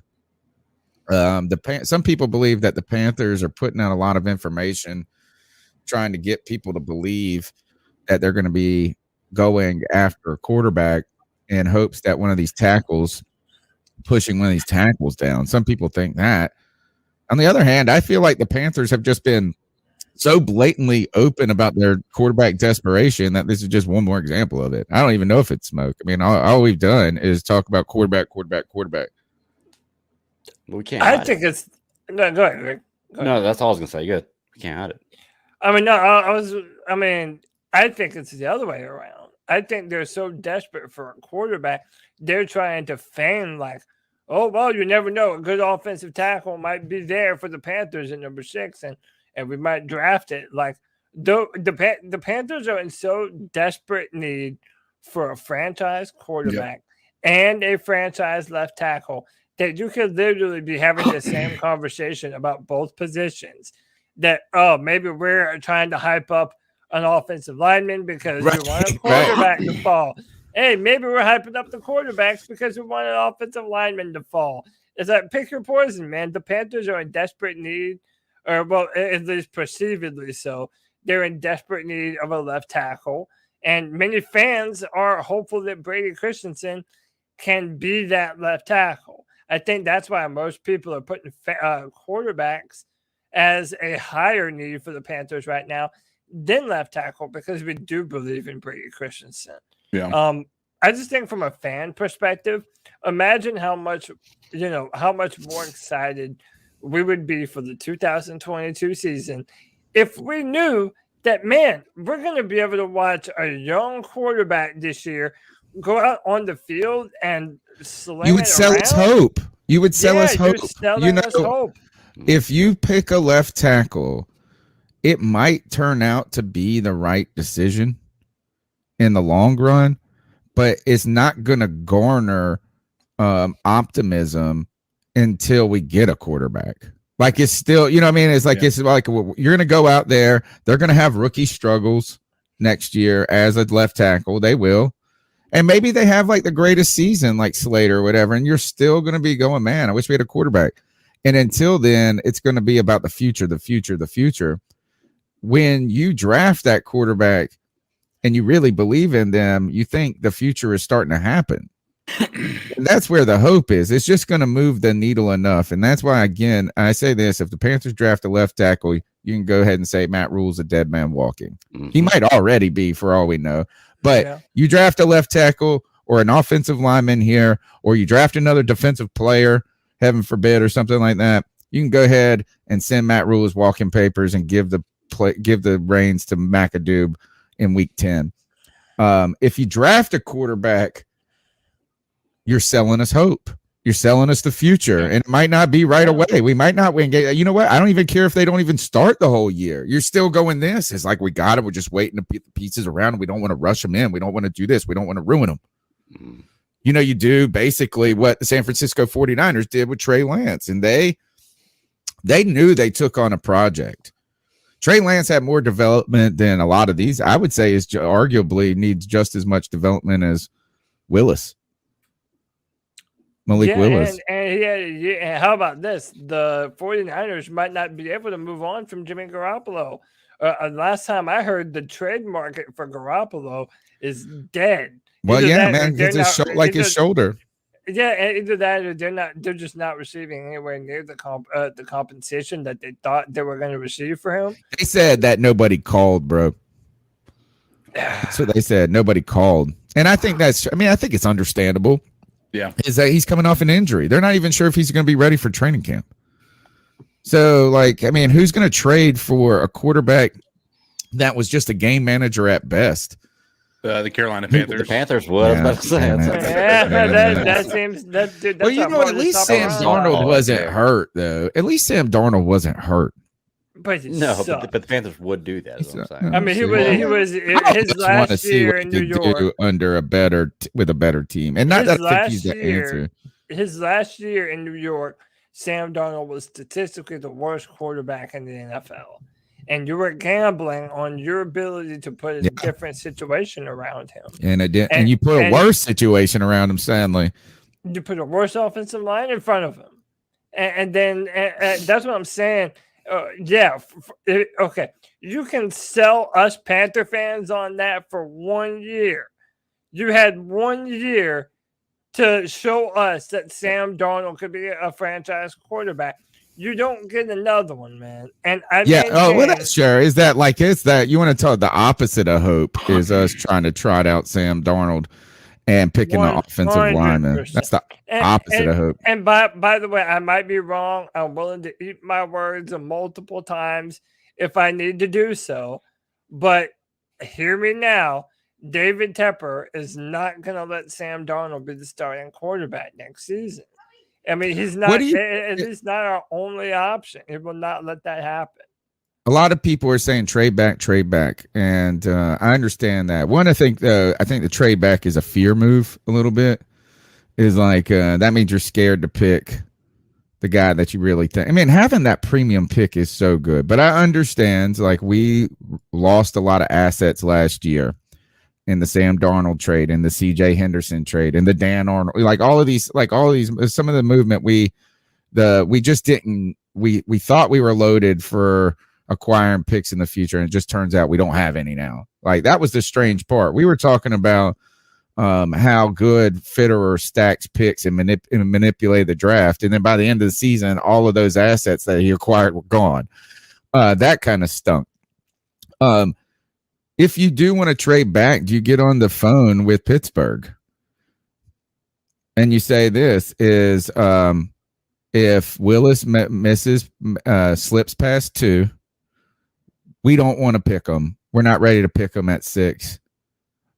If you guys want it, we're ready to deal, because they got the 20th pick. And then what would they have to give us to move from 20 to 6? I mean, you're having to give up at least 2 first-round draft picks. I think you have to. This year and next year's, you just said?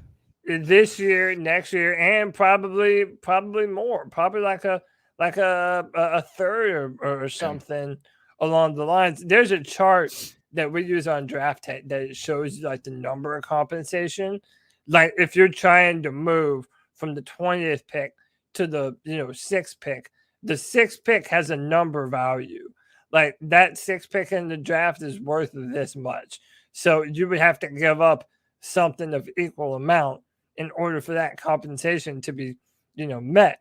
So basically the Steelers, they would have to give us a first-round pick this year, a first-round pick next year, and probably more. But my thing is this, Tony, what do you do in that scenario? It's if we drafted a quarterback, you're selling the fans on hope. Well, what are you selling the fans on then? That you just have a souped-up roster that hopefully even Sam Darnold is competent enough to win behind? I think you're selling them the future, and that is we're building the team that we're going to try to go and aggressively get a quarterback in free agency / trading in the future. Then you're starting to parlay those picks into getting whoever that, I don't even know who the quarterback is though that you would be targeting.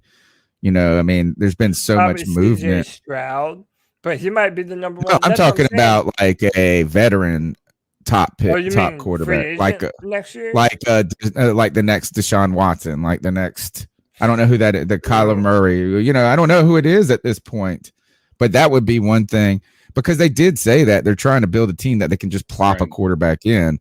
And I don't think you can just get to plop a rookie quarterback in and think it's going to be all great from the beginning.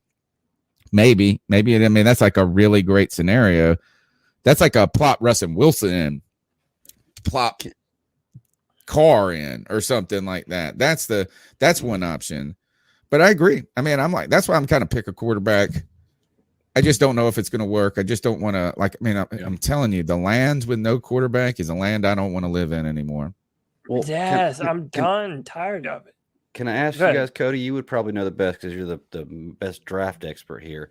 What are the odds that, like, say Pittsburgh did call us and we traded back to 20 and they gave us the first round pick this year, first round pick next year, their second this year, and maybe just a player that they throw in there, nothing special, and we take that. What are the odds that maybe Corral falls to us? Right. Oh, great question.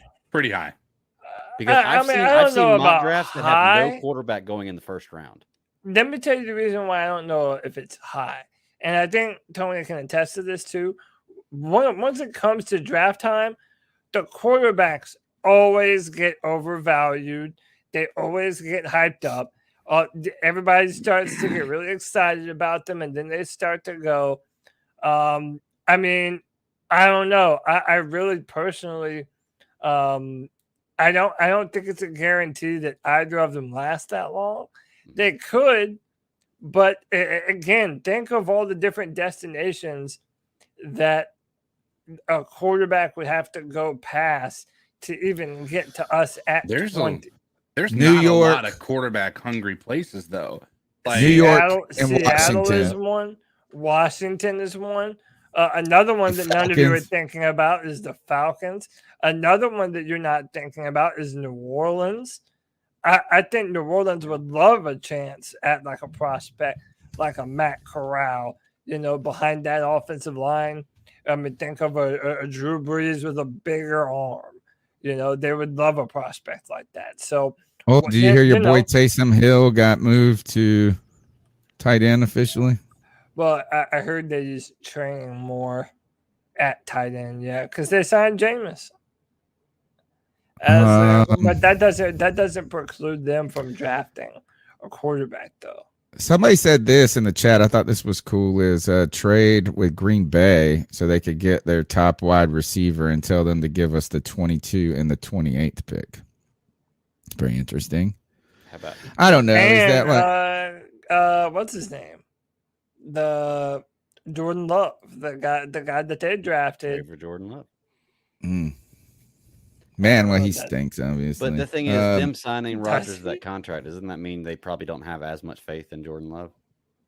Or they just realize Aaron Rodgers is like the cat, Rodgers. like the money. Maybe. It doesn't matter how good that dude is. He ain't better than Aaron Rodgers. But that Aaron Rodgers contract blew everything out of the water, and now they're a different team. They're going to need some weapons. They don't got any weapons, and Matt LaFleur came out and said they need somebody to take the top off of defense. Yep. So they're going to be looking. But they have, at 2 first-round picks, they have the ability to move up into the teens and get a guy. Or, I mean, they could. I just don't know who wants to move up to 5. Is there a wide receiver in this draft that's worth moving to our 6th pick? I mean, They I don't might even trade know for that. DJ Moore. A Could you imagine receiver, DJ you Moore said? and well, that's what Aaron Rodgers. Green Bay is going to need now. They don't have Devontae Adams anymore. They lost Valdez whatever, who wasn't that good anyway. They need some talent at wide receiver. Is I there a honestly don't receiver on think the that they would need to trade up. I think whatever, like this year's receiver class is not as star-studded as years past. So they might be have a able to guy sit that where they are. like that's sitting there Yeah. at 28, Yeah. 22. All right, next go. Yo, what's up, guys? It's Nick. Hey, so just went Nick. back and I was rewatching the Scott Fitterer press conference. And at about 2 minutes, 45 seconds in, Scott says something a little I mean, I know it's dissecting every word that he's saying, but he says something a little weird if you pick up on it. Okay. Basically, he's asked about Sam and his thoughts on how the quarterback room is going to look, and his words were, "We plan on adding a lot to that room." Yes. He said we ain't dealing with Sam. Now, the wording could be slightly off, but I know the two words "a lot" were used. So that leads me to believe that he's looking at putting 2 quarterbacks into that room. Now, who do you think that is? My opinion is Cam Newton and Malik. Okay. But the other question I have for you guys too is, if you had to take a quarterback, okay, in this year's draft, in the first round, which one of the quarterbacks are you taking? That is not an option. Have to take a quarterback. Keep pounding, guys. Keep pounding. Malik Willis answering that immediately. Malik Willis. Yeah, I agree. He's the top guy. Yep. Yeah, I mean, we all appear to be on the same page, man. I think Malik Willis, if you bet on this young man, I think it will pay off in dividends. There is nothing physically that he cannot do from the quarterback position, and he's incredibly intelligent too. So I think if you give him enough time to continue to learn and grow, and when you continue to add on to the fact that he has talent here, he has guys that can actually win their matchups and get some separation. Imagine him throwing downfield to DJ Moore and Robbie Anderson. Imagine him being able to run RPO concepts with Christian McCaffrey. I mean, you have all these different options that are available to you. I think we have the talent to make him successful. And listen, I also don't want to, okay, for example, if we would have drafted Mac Jones last year, I would have been disappointed. I really would have, because even though he's a good quarterback, I think you're already seeing a prospect who is at his proverbial ceiling. Agreed. Right? Agreed. You're not getting a player that is going to do the Josh Allen type of things, that you saw him do in the playoffs, right? Whereas Josh Allen do it against them. It is reasonable, I think, to believe that Malik Willis can one day do those Josh Allen types of things. Now, when that day is, I don't necessarily know, but I'm inclined to believe that he will be able to get it done and make that kind of a leap. I don't want to preclude Kenny Pickett from that conversation either. Yes, true. And I think that just the very fact, look, is Kenny Pickett's mobile enough? Mobile enough. Like, you don't need always a quarterback that can run around like Mike Vick. So, I mean, yeah, is it nice to have super mobility and athleticism? Sure. I'd rather be athletic than not athletic. Right. But I don't want to just say because Kenny Pickett doesn't have the most bazooka arm I've ever seen in my life that he's not going to be able to be successful. Peyton Manning didn't have a bazooka of an arm. Mm-hmm. I mean, and so what I'm saying is this is like, as long as your arm isn't a hindrance to your success, right? Which I think that Kenny Pickett can make most of the throws. He's just not going to be able to throw off his back foot in bad situations, right? And in a missile-like manner. But that doesn't mean he can't be successful. So I don't want to just is on par with Joe Burrow. Yeah, I just don't want to exclude him from the conversation because he doesn't have the most elite traits we've ever seen in a prospect. Well, I mean, right? I think it's fair to say that, at least in my opinion, I don't think any of us are saying that he can't be good, right? But when your question is if we can choose any quarterback in this draft, I would pick Malik Willis. Doesn't mean Kenny Pickett can't be good. That's basically saying Josh Allen and Lamar Jackson and which one would you pick? Well, you're not going to be wrong on either one because both are incredibly good at the game of football and at the position of quarterback. It's possible both of these guys are very good, but I don't want to get locked into what this guy is now, like what Cody was saying for Mac Jones. Well, and I'm I glad think you is just like I think about just back to the Cam Newton draft. Is like people are like they're playing scared at that point. And they're playing for what's the guy? Who cares what he's going to do in week 1? He's a rookie. He's not supposed to be at his best. And they were telling us Blaine Gabbert was a more pro-ready quarterback. They told us that Jimmy Clausen was a more pro-ready quarterback. Yeah. And ultimately, that just means they played in bigger programs, and they saw them play with higher levels of talent that then allowed those offenses to be more complicated. Right. When you got the best offensive line in college football and you've got all of this talent, you can do all kinds of crazy shit. Right. But a lot of these guys, half of these pro-ready quarterbacks, they're still holding up faces Obama, and that means something on the sideline. It's like, come on. It's like, I just don't like this. I think that's playing scared. Can I go back real quick to this Mac Jones comparison we were making a minute ago? We were talking about if you drafted Mac Jones last year, you'd have been disappointed. I just compared the stats. Mac Jones had a better rookie year than either of Josh Allen's first 2 years. I don't know any reason why we have any reason to say you couldn't believe in Mac Jones or you think he's hit his ceilings. We've seen him in 1 year, just like we were just saying. And he did well in that 1 year. Yeah, but he did better than Josh Allen in his first 2 years. But here's the difference. Receptions and rating. Here's the difference is when Mac Jones came to the NFL, like he was considered the most NFL ready out of any of the prospects. But it was known that he didn't have the ability to get better. Like, and I'm not saying he can't be more of a Tom Brady-esque, like being able to get the ball distributed correctly and be more cerebral. But the reason Josh Allen is he was drafted as a project. And right now, Josh Allen is showing that project is paying off. Yeah, Josh Allen has it's the long bet. It's the long bet. It's like, yeah, you can make some money playing black and red and roulette, red and black. But that's like, you're not ever going to make a giant amount of money. And I think this is, again, going back with Josh Allen, though, credit to the Bills for sticking with him. Yeah. Yes. Through right away is that we get so quick to change gears. They gave him time to succeed. I think you're going to need to give Pickett, any player, I don't care who it is, any player that is an unknown commodity, you have to give them enough time to find out what that commodity is. Right.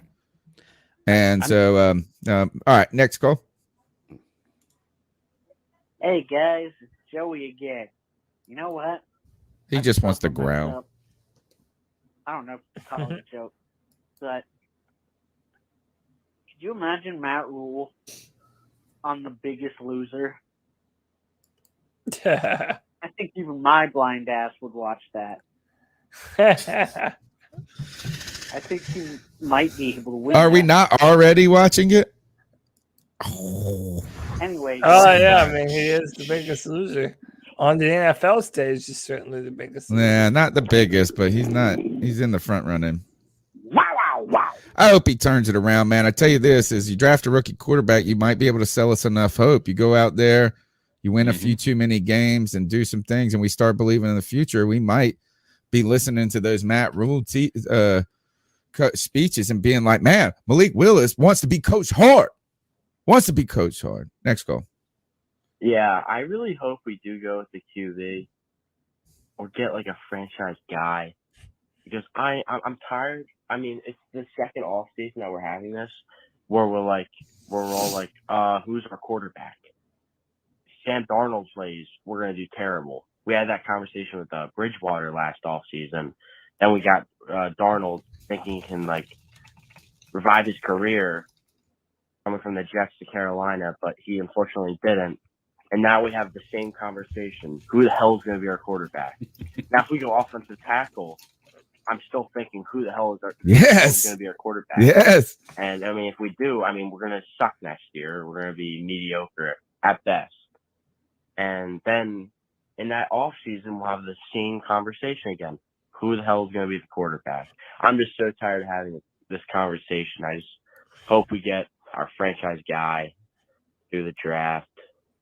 And the land without a quarterback is a scary land to live in. And I want you to go back to the tape. And this is not me being a told you so person. and not a receipt thing, but I've been a very vocal Cam Newton supporter from day one, because I felt like for the first time in a long time, we had a quarterback to believe in. Yep. Maybe he wasn't going to do it from day one. I mean, even though he was exciting from day one, he was exciting as fuck from day one. I ain't going to lie. But we lived in a land with a quarterback, and so many people were hypercritical of Cam Newton. They always wanted to tell us all the poor crap he did, how he wasn't the most accurate. And they were right in some degree. Like, his footwork wasn't always the best. Sometimes he did throw the ball high. He did throw, like, his mechanics weren't always the best thing. Sometimes he didn't. He wasn't. I always thought Cam needed to see a route open and rather than anticipate a route. So he threw to he needs to see him break away. And then that was one of the things that gave a problem when his shoulders started to wear out, is he's so used to being able to catch up with that you have to then anticipate. And I was wondering if he's going to be able to evolve as a QB. That was my next question, is how does he evolve into the next phase of his career? But I always told people this is, when you're focusing on the things that he doesn't do perfect, you're forgetting to talk about all the shit he does do that's awesome, which is survive behind all this offensive line, give us a chance to win. And I told you this, is that's the whole thing with Cam Newton being gone, is we are in the land with no quarterback. Yep. You are a ship floating on the ocean with no captain and no direction. And somebody did say something about the Sam Darnold as, like, I tell you this, I ain't ever seen in my life an organization throw so much shade on a quarterback that they might actually have to play next year. Yeah. Like, they're just like, man, we really need to get better at this. We're going to add a lot to this quarterback room. We're going to add, like, man, it's like poor Sam. I almost feel bad for the guy at this point. He is a punching bag, dude. He's a punching. No, I think. Look, I feel bad for none of these dudes, not because, like, dude, it's nothing personal, but we're so done with the incompetence, man. It's like, dude, you've had 4 years now. Now it's going on your 5th to show something. I agree with that. But I think this is, I just don't like to see, that's fine that's the case, but I don't like to see Matt Rhule and Scott Fitterer being those guys that are doing the dumping. You know, it's like, I mean, gosh, like, you're the assholes that picked them. Next call. Hey, this is Panther Pickle, fellas. Listen, here's what I think about this upcoming draft. As it stands right now, and we got some time before the draft, well, maybe a month or something like that, but so things could change. But as it stands right now, they got 2 tackles they love. They got 3 quarterbacks they like. And right now, they hoping like hell that one of them sons of bitches is there at pick 6 so they can draft them. But you never know. I still believe either Detroit will take Malik Willis at 2, or somebody is going to trade up and take him before the Panthers. But we'll see. Y'all have a great day. Next call. Hey guys, it's Joey. Oh, again. Joey again. 4th time. Good Lord. And prolific. I heard you guys talking about something that made me think of something really interesting. And that is that all that hope and all that false hope that we've been sold for, even back before Matt Rhule in what was it, 2019, which actually that wasn't false hope. 2019 was not false hope because Cam Newton was supposed to be back from his surgery and all that other stuff. That's where that hope came from. But definitely for the past 2 years, being sold this snake oil by Matt Rhule and by David Tepper, okay, do you think they would want to do something in the draft that would, like, do the same thing? I think they know that we aren't very happy with them. So I don't know if they want to continue selling us this false hope by, oh, we'll just try this quarterback because we've already done that twice. It's already failed quite spectacularly. They're drafting a quarterback, dude. I think they're drafting a quarterback. 3 times because we brought back Cam in the middle of the season last year. So they keep selling us this hope, and I think they know that we're at our wits' end. I think they know the only thing that would make us happy as fans is, at this point, firing Rhule. Because I don't think a lot of people think that he could remotely have a year and turn this thing around.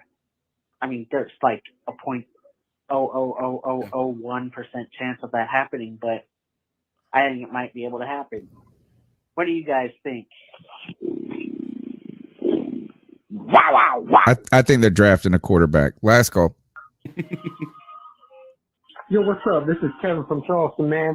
I'm in the club What's up, with Matt. Ooh, what's up? We partying, we dancing.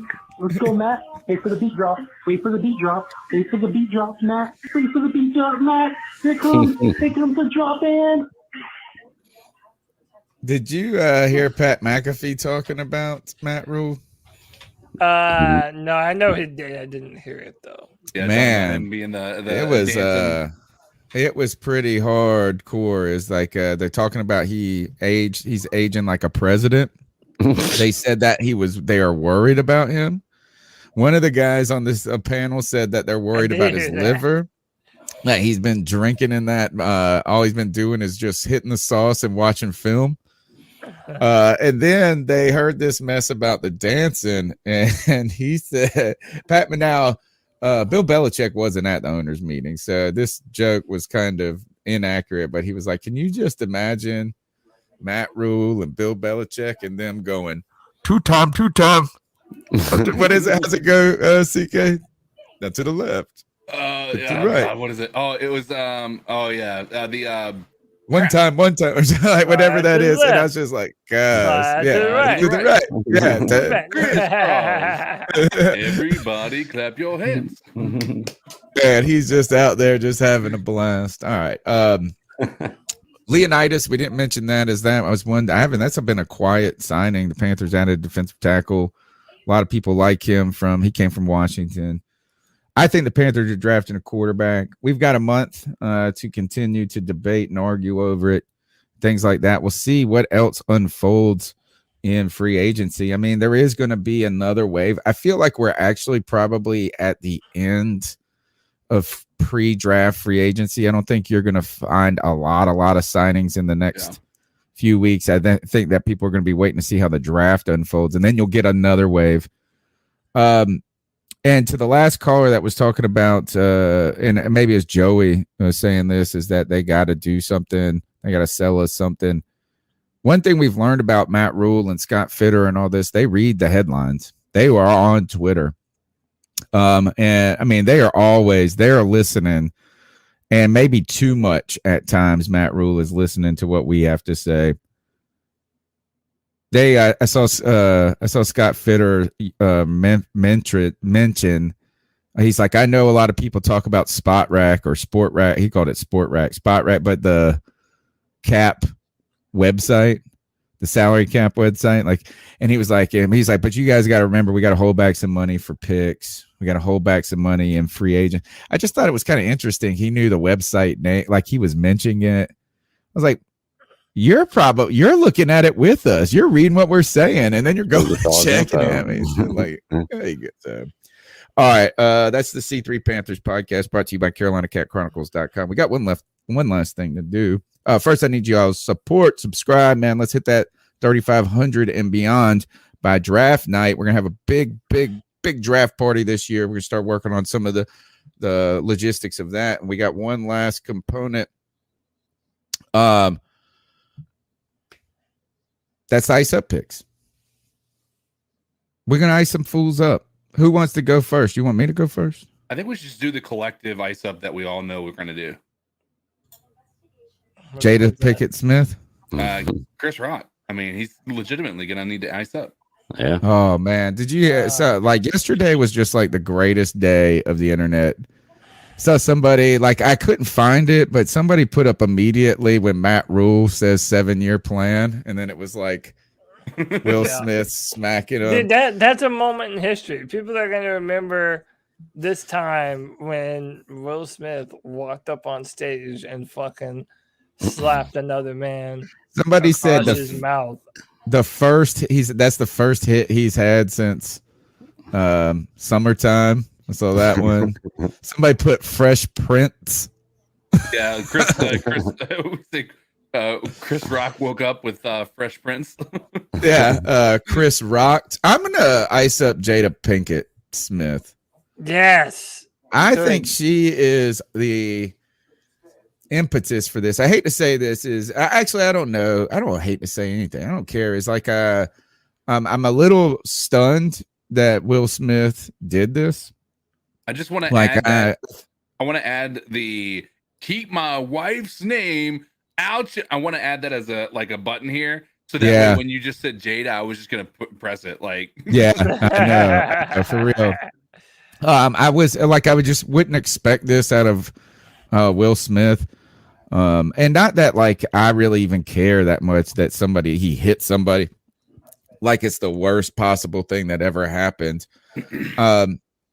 I'm gonna ice up too. And part of this is this whole people that try to shame us by they're making fun of people with alopecia. Like I hate this. It's like, first of all, I barely believe this girl got alopecia. I think she's just old. Is there not an argument that you're just losing your hair and you're old? Like if you have alopecia, don't you really usually, and I'm not a doctor, I'm not going to fight over it, but like I feel like that's a condition that people have like their whole lives too sometimes, right? It's like young people. I remember there was this quarterback that played for the Pittsburgh Steelers. He came from Tennessee, played with Alvin Kamara. We tried to Ryan Shazier. That's the guy that damn near broke his neck. No. He was a linebacker. It was a quarterback. And we wanted to trade. He beat our ass one year in the fourth quarter of a preseason game. And what's that? Mason Rudolph? Nope. Before him, black guy. Ooh, I can't remember his name. I want to feel like it's not Matt Dodge. That was a punter. Remember he was an astrophysicist too. That was the other thing. He majored at Tennessee and like some so he's super smart and all of this. And I was like, so the Panthers were reaching out to him, and this was back when Jordan Rodriguez was a reporter here to trade. And she said something like Panthers may show interest in this dude. And I said, man, I like him. I said, even if he don't got no eyebrows. And she's like, don't you know he has alopecia? And I was like, no, I fucking don't know he has alopecia, and he still don't got eyebrows, asshole. Like, I mean, like, I'm sorry. I looked at him and he didn't have Josh Dobbs. That's who it was. Josh Dobbs. So I thought Chris Rock's joke was tame. I mean, it was the most mild joke. On top of that, he is an insult comic. Like, that's why you bring Chris Rock on the stage to jab and jest the crowd a little bit.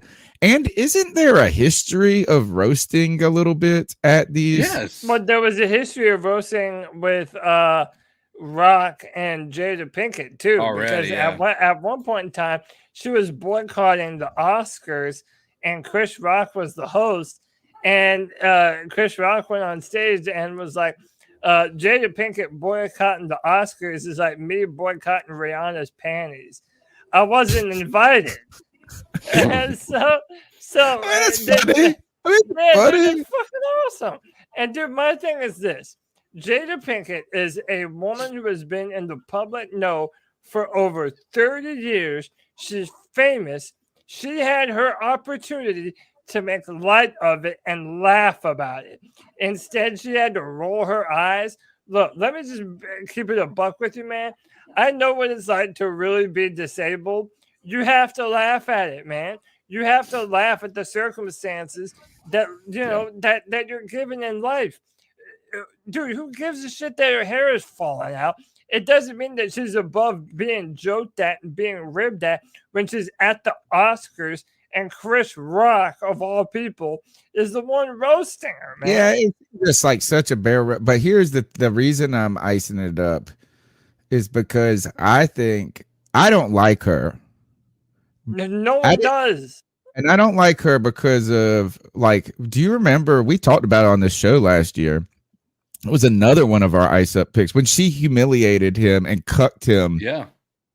On like, and they had that weird, awkward interview where she's like, these are my feelings, but I want to sleep with these young men.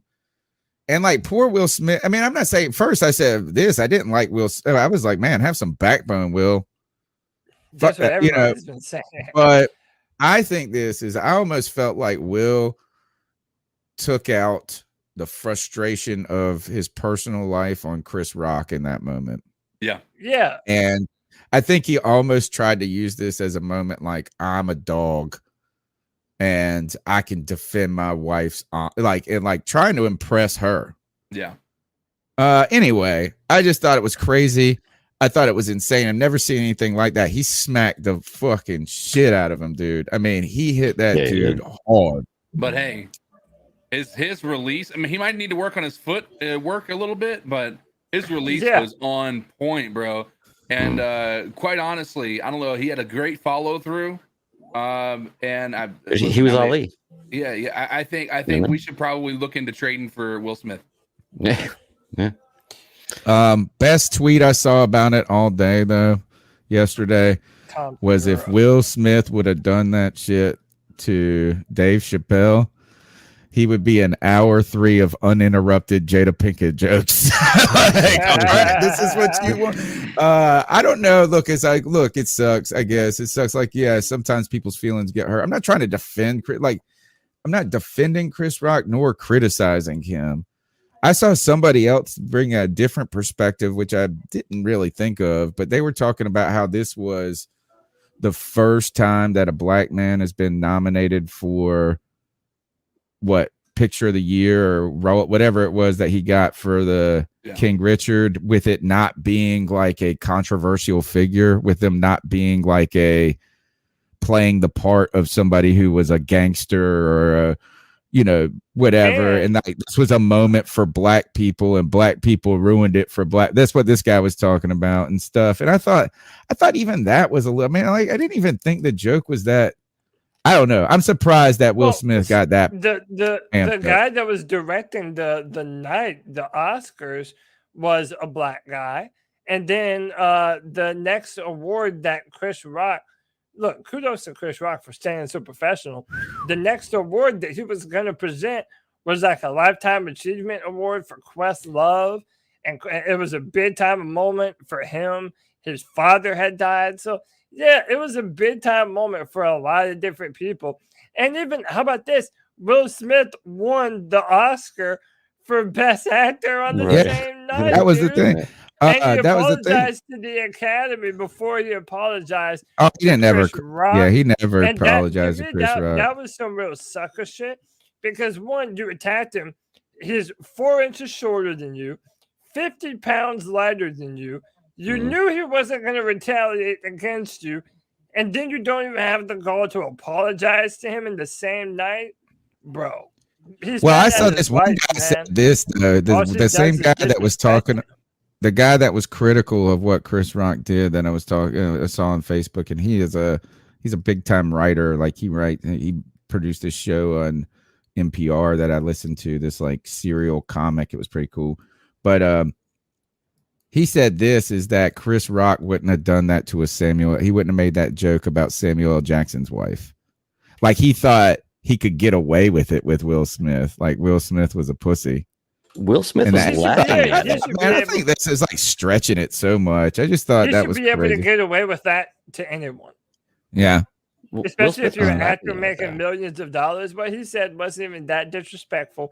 And Chris Rock, he's a fucking comic. Like, Yeah, I mean, Chris Rock Did didn't you even hear know Jim Carrey said that he should sue him for $200 million today because basically Chris Rock, this image of Chris Rock getting slapped is going to haunt his career forever. Yeah. I don't know if it'll haunt him. I think Chris will It probably will. sell more now than he did before. Yeah, but I mean, Maybe. there's going to be this constant, like it's sort of like when Josh Norman got stiff armed by Yeah, King the James. memes, Right. the memes, and Every the time you jokes. post something on Twitter, it's going to be somebody coming back with that meme on there. It's just going to be constant. His entire career of people who want to heckle him are going to be just using that. Hey, why don't you go get bitch slap again or something like that? You know, it's just going to be uncreative assholes who are going to be utilizing this as ammunition. He's got to go full Dave Chappelle now. He's got to come out with a Netflix special that is just dedicated to fucking up Jada Pinkett and Will Smith. Like all just comedians are unanimously on Chris Rock's side. they are, Because, and this is all her fault, man. She humiliated him for over a year, and this is she's just a an sorceress. I don't like her. All right, that's my ice up pick. Anybody else got something? No, yeah, I do have one. Mine's really short and sweet and to the point, so I'll just go ahead and get mine up. I'm icing up Antonio Brown. If you think that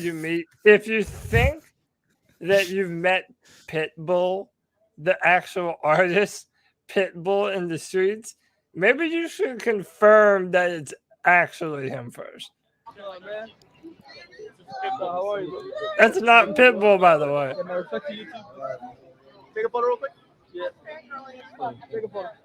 Is that Post He's still wearing that fucking glove. What is up with him in the mic? He's been wearing that glove for a minute. He said, "Hey, I love you, Pitbull." He said, "I fuck with the music, man." He's like, I just parked the car for this asshole over here, but all right.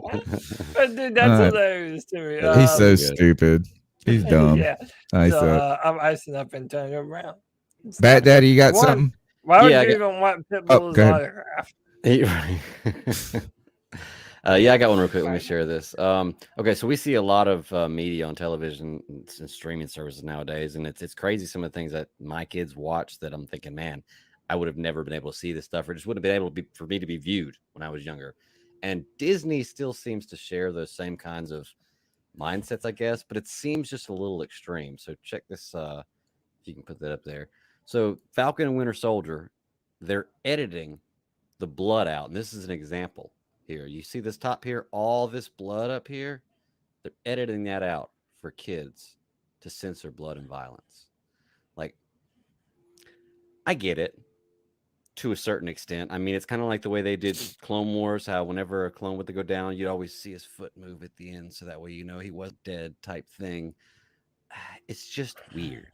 It's weird in this day and age with the stuff on television that kids have access to, that this is the kind of stuff Disney's hung up on. So I'm icing Disney up for that. It's crazy. All I could think of is Mortal Kombat for Super Nintendo, where they had the gray blood rather than the red blood. Yeah. But also, if You had to unlock it. Yeah. But Disney produced Falcon and the Winter Soldier. They produced all this. What does it do to them to retroactively go back and remove it now? They're the ones. Why don't they just change the rating for They it? knew that it was going to be on Disney. Well, why don't they just change the rating? Like, I mean, just because I have Disney doesn't mean I want adult content as well. If I got Disney Plus, that terrifies me. That terrifies me before Deadpool comes to the MCU. Like, right? If they're not going to be able to handle a little blood and Falcon and the Winter Soldier, how the fuck are they dealing with Deadpool? I love the Punisher, bro. So we'll see how they do. Like, what's going on with that? CK, you got anything?